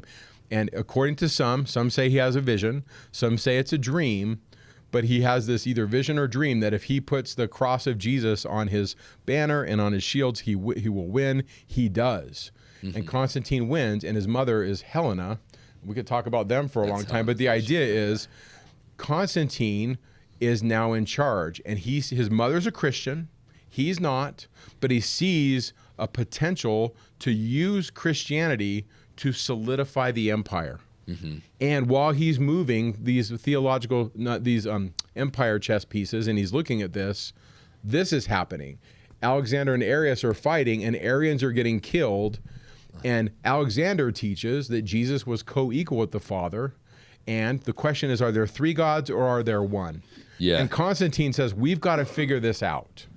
And this is really the beginnings of this, where these bishops are called and invited to this council, the Council of Nicaea. Before we get to Council of Nicaea, there's a lot of pieces moving. I just want to talk about Arius a little bit. So just so I'm understanding, Arius is the type of person who's reading, Bible still hasn't been put together. We're already deep into this, and there's still not a uniform no Bible. We don't have a Bible for another There are collections of books, 80 years. certain books, right? But there's no like uniform big collection like we have today. Correct. So, but I mean, he's probably reading some of the Gospels, you know, and he's coming to conclusions from words of Jesus where he says, like, you know, the Father is greater than me, and he's reading John, a lot of John. So he's reading the scriptures, and he's like hearing those words, and he's like, okay, that's what it means, because it seems pretty clear in there. And then he also is seeing the separation between the Father, Son, and the Holy Ghost, and he's saying that they're separate beings. And all of these guys who are who are very solidified in this Greek thought are like, no, that can't be, because it all has to be one. It depends on who you read, and so I'm gonna not answer that and say I'm gonna hedge, but here's why. I don't think every bishop that came to this council really cared. Yeah, we'd have to interview them, but McKim makes this point that this is kind of highbrow discussion for like your average person's like, who cares? Who cares? But for these guys that are really into these distinctions, and we've got to make it Greek, we've got to fit it into this Platonic box. What do we do with this? And Arius, and here's another argument. I don't know if their argument against Arius is so much that they're separate beings, as much as how dare you say there was a time when Jesus was not? Yeah. Because if there was a time when he was not, how could he be God? Do you see that? Yeah. That's kind of the argument. Okay, cool. But obviously, like, yeah, okay. If that makes any sense. Yeah, let's get into it. It can be kind of complicated. So Constantine, and obviously people can ascribe intent to Constantine because we don't know him. We can't know his heart. Like some people say, oh, he's using it as a way to amass power. Some people could say, no, he had actual Christian conversion and he cared about it. There are people that say that. I kind of lean no, but I don't know. Yeah. But his mom was a believer. Because he didn't necessarily live a Christian life or espouse Christianity with his words throughout the rest of his life. Mom fully believes, I believe. She came and she went to, this is what I'm super interested in, so I'm going to talk about it, and it may kill your, anyway. His mom went to Israel and was like, where did Jesus die? Where did he rise? Where was he born? And she went around and talked to everybody, and people were like, oh, well, my grandma, Mama Kai, said, this is where he was born, or this is where he was crucified. And so she built sanctuaries over these sites. Yeah, so the Church of the Holy Sepulchre. Yeah, and that's super cool that Helena went and did this. And so whatever Constantine may or may not have believed, I believe in my bones that his mom was like a big fan of Jesus. Yeah, well, this is like 100 years later than when we were talking about the apologists. So like just by way of chronological context. Like 300 years after Jesus. Yeah, so this is 300 years after Jesus. Yeah. And so it's my grandma Kai told me, but she heard it from her grandma. Yeah. Who heard it from her grandma. Yeah. Yeah. Right. So this is that also conveniently has a fruit stand right next to where Jesus resurrected, so that there's going to when people visit. visit. Yeah. It's right next to my business. Yeah. That's why whenever we go there, I say, this is where tradition says. Because, but when we go there with people, come with us to Jerusalem. Dave and I, we have a spot. Yeah. It's beautiful, and I feel something. And maybe I feel it because the people there are moved. Yeah. But you're right. So if you look at the slide, origin, 184 to 253, we're still 60 years before Constantine. So the apologists are doing their thing way before Constantine. Or if you look here, oh wow, there's a 1 and 2 on both these. Justin Martyr is like way before. So the period of the apologists was, think about this, as long as our republic, like a long time. Yeah. There's a lot of writing and thinking. It's me like going back to, I don't know, Massachusetts and being like, hey, I want to know, where the Pilgrims, where the house was built. Yeah. Or even less than that, because she had been removed from, like, it had gone through multiple iterations of like people living there and stuff like that. Like, it wasn't uniform under, because I mean it was completely destroyed by the Romans, and so it's even a harder game. So either way, though, I think you bring up a good point. It seems like she genuinely cared. She did. I believe about she did. Christianity. Yeah, I believe Helena was all in. Now, what does Constantine do? And this is super interesting. So, if you want to take the hardcore, not a fan of Constantine, not a fan of Nicaea, this book, once again, Joseph Fielding McConkie takes a really hard stance, and I'm pretty sure it's in this book, and I think he's citing Gibbon, but he's citing some of these historians, that these guys who show up to this meeting are some of the guys that the empire, we haven't even talked about imperial persecution, but there were periods of different time periods in these first 300 years where these bishops would get like amputated, their fingers cut off, their nails torn out, their nose burned off or cut off, like horrible things. Renounce Jesus. No. Cut off a finger. Are you going to renounce Jesus? No. Cut off 2 fingers. Okay, I renounce Jesus, right? And then they would cauterize it and send him home. And he talks about how some of these bishops had been through these persecutions, and they were like, do I trust the empire? Is this a setup? Are they going to come kill us all? Am I going to get cooked? And so some of them come with missing hands or fingers, and they're coming, and this collection of these bishops to decide who is Jesus. And according to his account, and some others, like they're not starting with a prayer or a hymn. Yeah. It's kind of this political vote. Hey, we've got to decide who Jesus is. And there's kind of a couple camps. Alexander, right? They're the same. Are they the same substance? Are they like substance? And so you have this homoousios. If you stick a little iota in there in the middle, it's homoousios, which is they're of like substance. And so they're having these debates, essentially.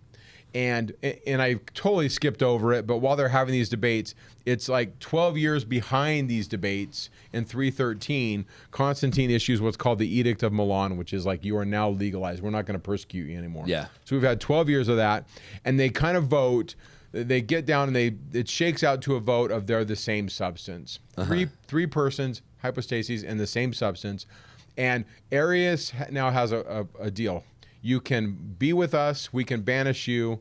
You got to pick, but you can't stay and be a bishop, a naysayer. So they vote on it, and they establish the Nicene Creed, which I actually have right here. How many people are naysayers?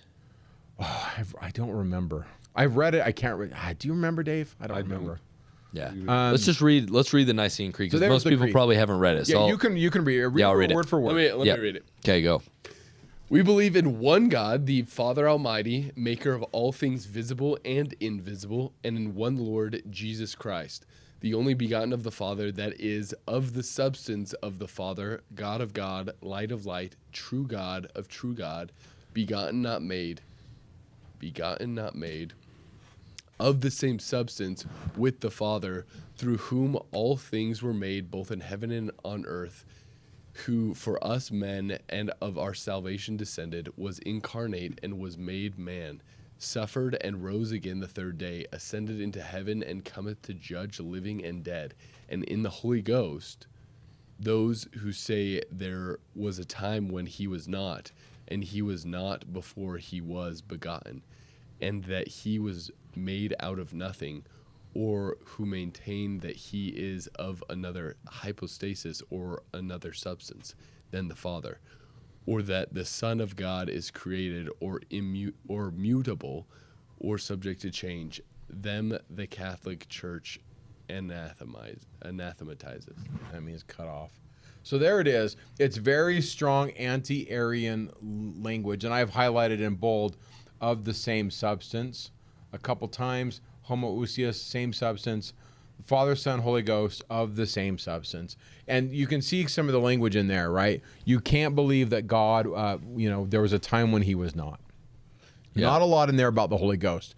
We really don't have like a Holy Ghost theological understanding or like terminology for a while. They're going to come up with that in a bit. Yeah. But right now they say Father, Son, Holy Ghost, and then they're like, oh yeah, and the Holy Ghost. But back to this, right? And then they go, those who say when he was not, then we're going to, in other words, Arius, knock it off. Yeah. That's what this is. And I will say kind of what Dave was saying earlier, just this, it kind of seems, and not completely, like it's not, but it seems a little bit like they're saying a lot to say nothing almost. You know what I mean?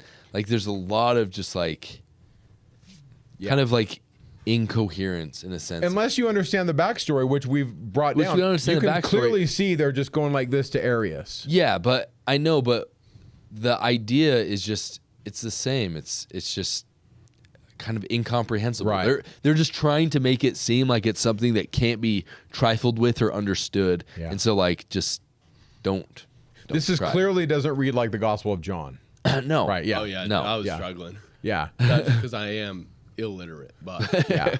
So I love this slide. I made this up because I literally took McKim's book and I plugged it into an AI software and said, make me a cool description of his book. And there it is. How crisis, debate, and decision shaped 2,000 years of belief. And it really was crisis, debate, and decision. But one thing you read that you don't find in these councils is like counseling of prayer or seeking revelation or prophetic instruction. Yeah. We're just trying to figure out, okay, the apostles are dead. What do we do with this stuff? And so this is really the first pivot. Yeah. Is God one person? Is he three? And the outcome at the bottom of the slide, he is one essence or one being manifest in three persons or three persons. I can't even say manifest. Yeah. So there it is. And there's the crisis and there's the opposition.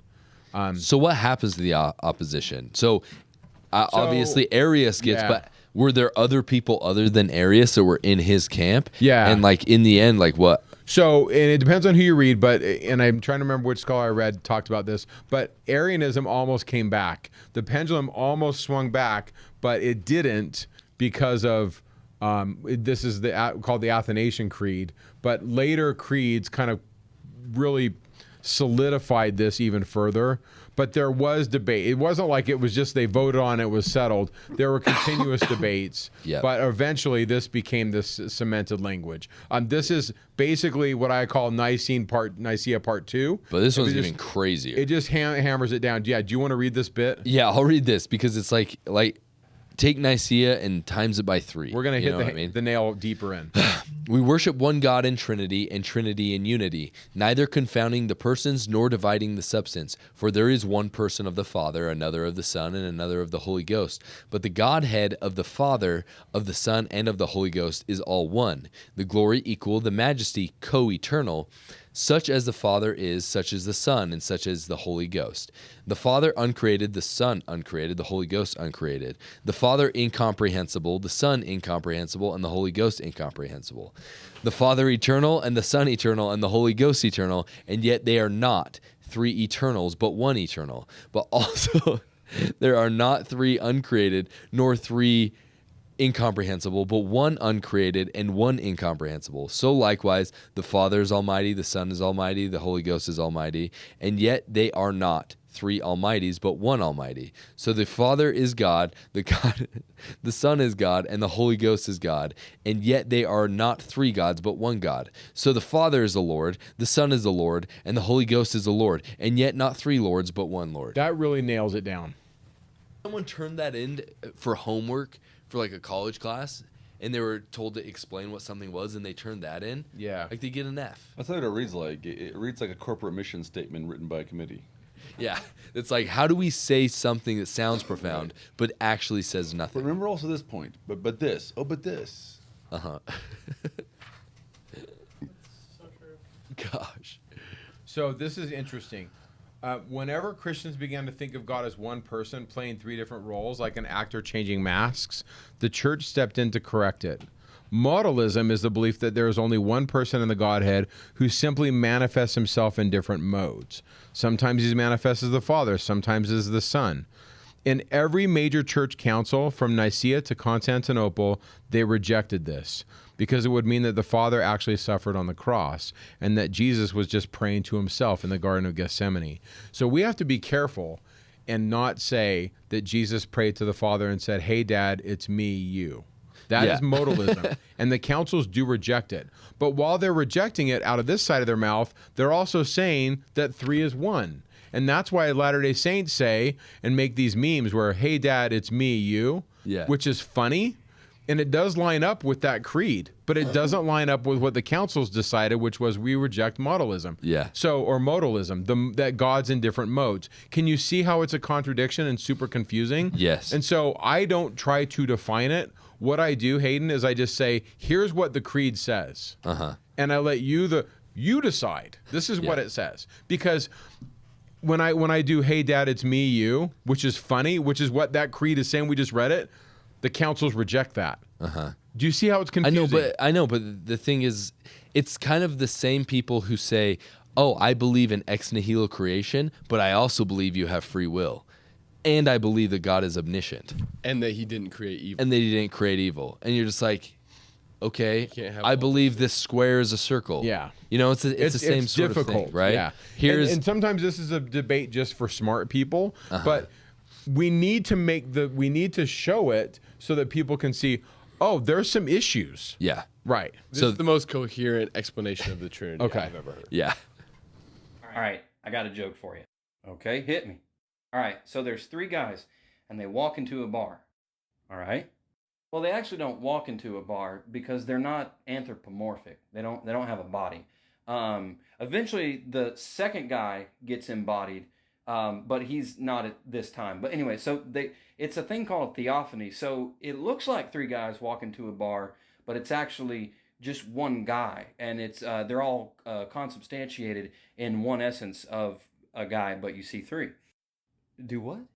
Just stay with me here. So anyway, the 3 guys, who's actually one guy, remember, they go to order a drink because the one guy, the 3-in-1 guy, wants a drink. Because the first guy's not the second guy, and the second guy's not the third guy, and neither one of them are each other, but they are themselves. So the second guy at some point wants to not have the drink that the first guy wants, But actually he does, because it's still all one stomach, but not a stomach because the 1-3 guy doesn't have a body. What are you talking about? No, anyway, here's the punchline. So they go to the bartender, and the bartender can't comprehend the makeup of the 3 guys that are one guy, so he goes to hell. Yeah, I gotta be honest, it still just sounds like 3 distinct guys. That's heresy, Tom. Isn't that so good? Yeah, you don't understand it, so you're going to hell. Yeah. And I don't profess to understand this. I just read it, right? Yeah. Oh, man. But what he just did in reading the Athanasian Creed out loud, it really wasn't that different, to be honest. Like, Now, to me, they're different. yeah. But that's because I don't know why it's not working. But there it is. Okay, so to me, so I read this, and what I read is they're of the same substance, but it seems to be like there's a distinction. Yeah, no, what I'm saying is... But when I read this, I'm like, oh, it's the same dude. Yeah, no, so what I'm saying is when I watch this TikTok video... this guy. And I read the Athanasian Creed, it's like the same. Right, like, yeah. He nailed it perfectly. It's a pretty good thing. Now, what's interesting, if you really read... And like I said, I'm not here to defend them, but I'm going to defend them. I don't think they're saying they're the same person. They're saying they're 3 persons with one substance. But then I hear Dave saying, well, Mike, that doesn't make any sense. Right? I think what they're saying is we can't explain it. I think they're trying to use technical language to say, when Jesus says, I and the Father and I are one, what does he mean? Well, what he means is we have the same substance. We're different personalities. And then you go, well, then how does he talk to himself? Well, that's a mystery. Yeah. They can actually be explaining anything. They're just putting labels on it. Right? Yeah. Knowing they can't understand it. Also, by the way, when he says, I pray for my disciples, they may be one even as the Father and I are one. Are they going to have the same ousios? We don't know that. Yeah. Right? So I think the answer is it's just a way of putting philosophical labels on the New Testament to try to make it appeal Palatable to people who needed to speak in that language. Yeah. That's really well said. So, I mean, that's the creed. We read Joseph William McConkie's take on it. I love this quote at the bottom where he says, the Nicene Creed is not found in any gospel, neither is the Athanasian. It derives from no utterance of Christ, nor from the words of any of his apostles. It directly contradicts the plain language of the New Testament and cannot be expressed in scriptural language. They're cloaked in that of the Greek philosopher, whence they came. Its best defense is the admission that it is a mystery, and as such is indefensible. Yeah. So, I mean, there it is. And so... I used to be on X and follow the arguments, but there was, and I don't remember who all made this argument, but somebody on X made the point, if you say I'm not a Christian, let's just call it what it is, I'm not a Trinitarian Christian. Mm-hmm.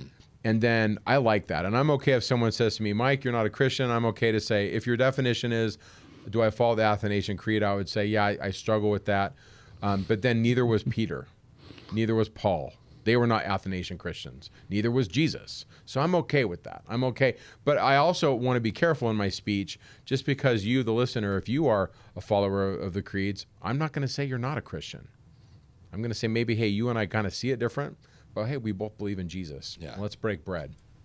Cool. So when was the church taken from the earth? So this is... this is my only Bruce McConkie quote, I think, in the whole bit. But here it is. I'm just going to read it because it's so good. So I think we're in the habit of erroneously extending the extent of the Christian faith out. Somebody says, when was the apostasy complete? Well, an ordinary answer received in the church is that it was complete around 325 when Constantine did the creed and so on. Well, it was obviously complete at that time, that there was no question about it. But really, it was completed a long time before that. It was completed by the time the apostles quit ministering among men, coupled with the period that would have succeeded, that while there were still some legal administrators who had been authorized to do something. It was complete when the keys went, because once the keys went, then there was nobody on earth left to authorize somebody else to confer the priesthood on. And it always takes 2 things.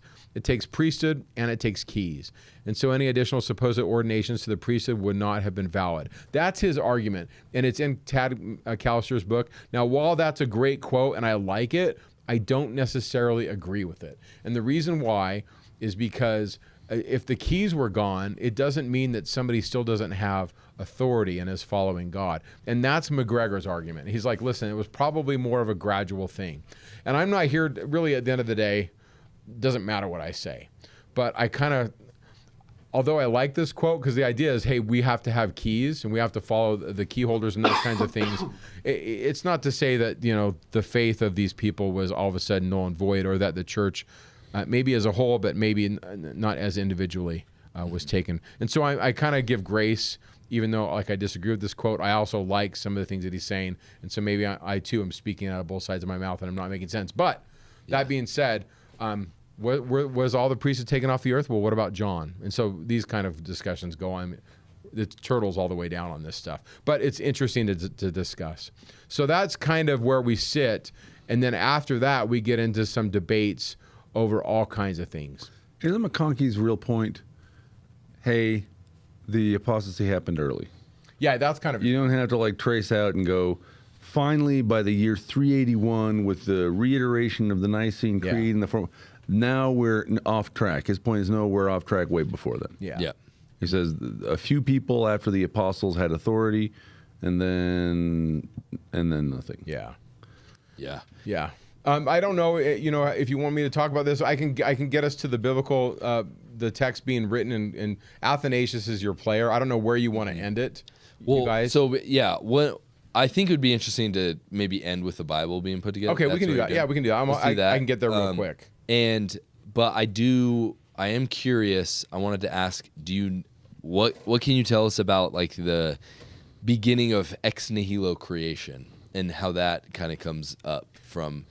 Because now we're just dealing with my brain because I don't have it in my notes. Yeah. And I'm thinking that, I think that's coming from Augustine's understanding. But it is the majority of the majority, if not like the large majority of biblical scholars would say that the idea of out of nothing creation, God creating everything out of nothing, did not exist pre-Christianity. That is not biblical. It is not biblical at all. Not even close. Yes.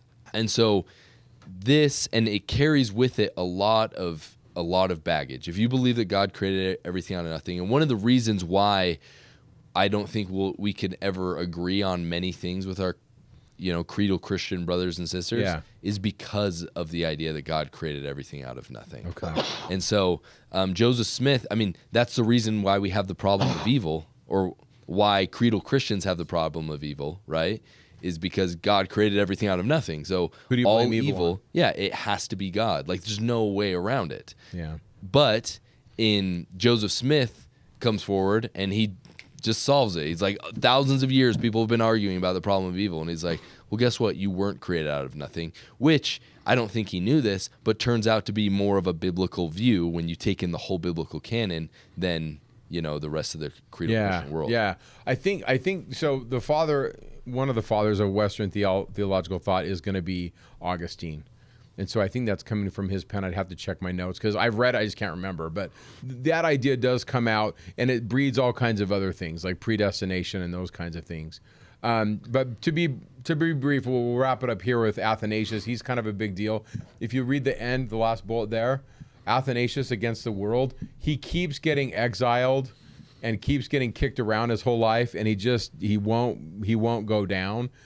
He was a key voice opposing Arius, but he does say some cool things and does some cool things. One of the things he says is God became man so man might become God. Now, a lot of guys are saying this in the first 4 centuries. Sort of stuff, and a lot of the people that are going to jump on me on this are going to say, well, that's not what he meant. What he meant was to participate in God's life and holiness, so that's why I put it in there. But he also used those words. So, I like that. He sees that God became flesh. One of my favorite things that he does is he writes a letter in 367. And in this letter, they're talking about the date for Easter. But in it, he says, listen, here's what I think should be in the canon. The canon meaning rule. Here's what should be in what we today call the New Testament. And his suggested list is what made the cut. Yeah. Now, why is there even a list? We totally skipped over this. But there's this guy named Marcion around 200 AD. And Marcion says, look, I don't really like this God of the Old Testament. Man, he does some rough stuff. I think we should take that Jewish corpus of literature and throw it in the trash bin.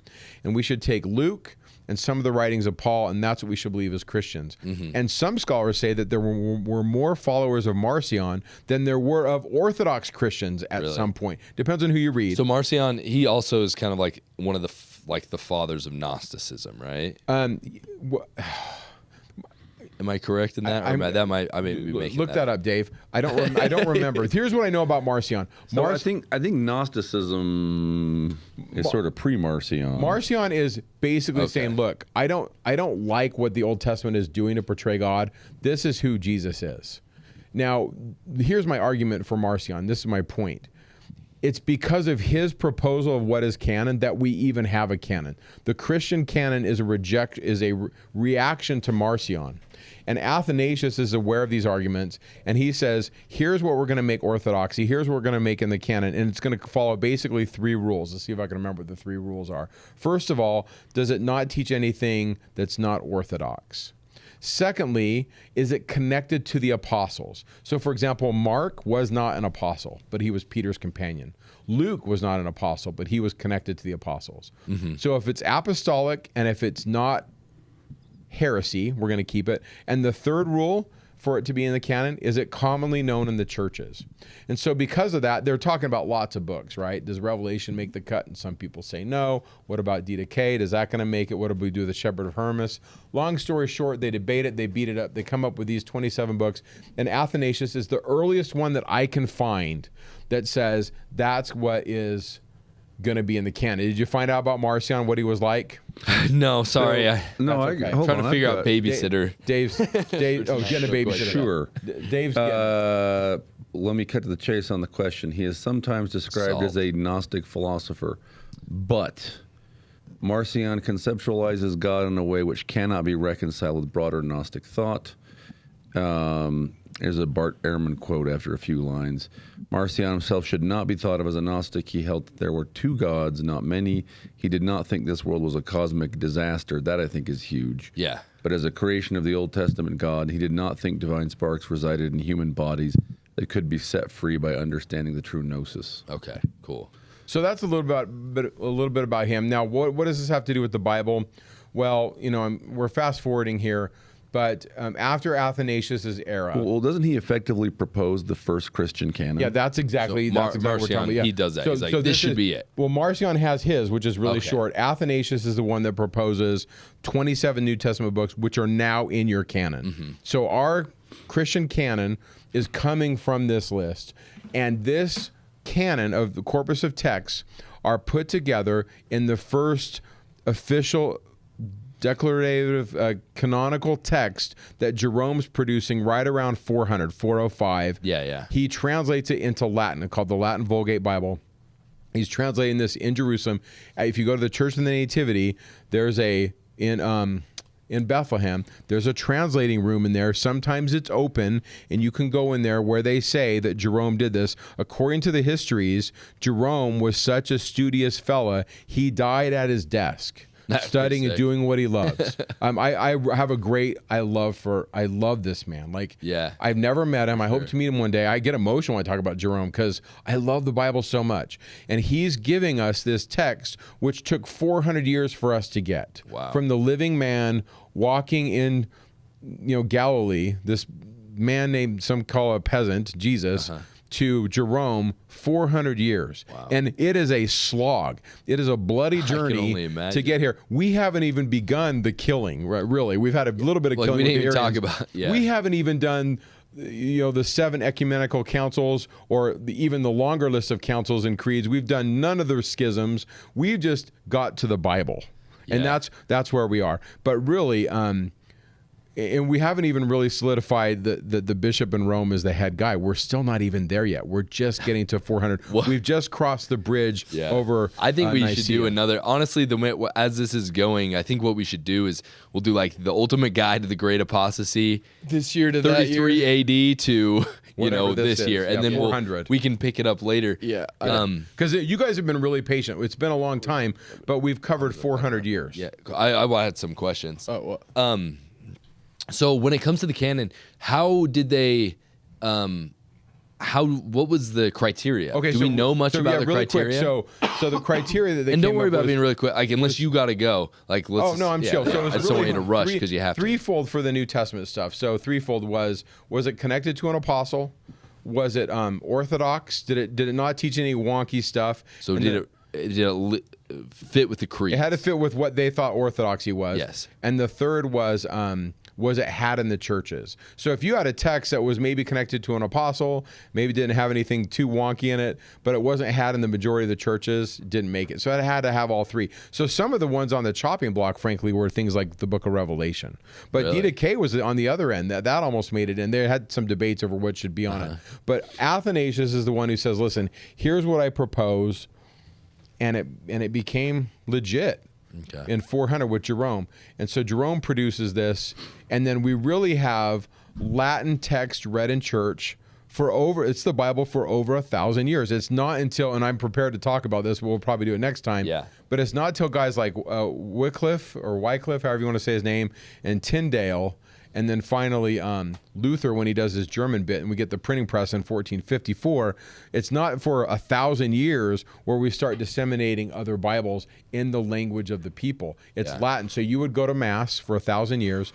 You would hear the text in Latin with the priest with his back to you as he read the Latin text, and you would participate in the liturgy. And the people who had the text were the church, or if you were wealthy, right, if you could get a copy of it. But imagine a handwritten copy in Latin would probably cost you a couple dollars. For sure. So really, and that's once again why we call it a great apostasy, but thank goodness for the Catholics that they preserve the text. For sure. Hey, well, here's the thing.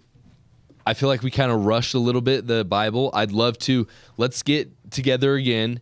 And I kind of want to dive a little bit more into like the actual coming together of the Bible, and maybe we can talk about some of the books and why they were picked, why they weren't. Yeah. So let's end this episode here. Put a pin in that. Yeah, this is good. I think we've been going close to 4 hours. That's a long time. So that's a long time. So we'll put this out, and then let's set up another time, and let's go through the Bible, and let's get in the great schism between the Eastern Orthodox and the Roman Catholics and get into all that craziness. But I've learned a ton. I appreciate you guys so much for coming out and lending your thoughts. And it's been great. And It's all Mike.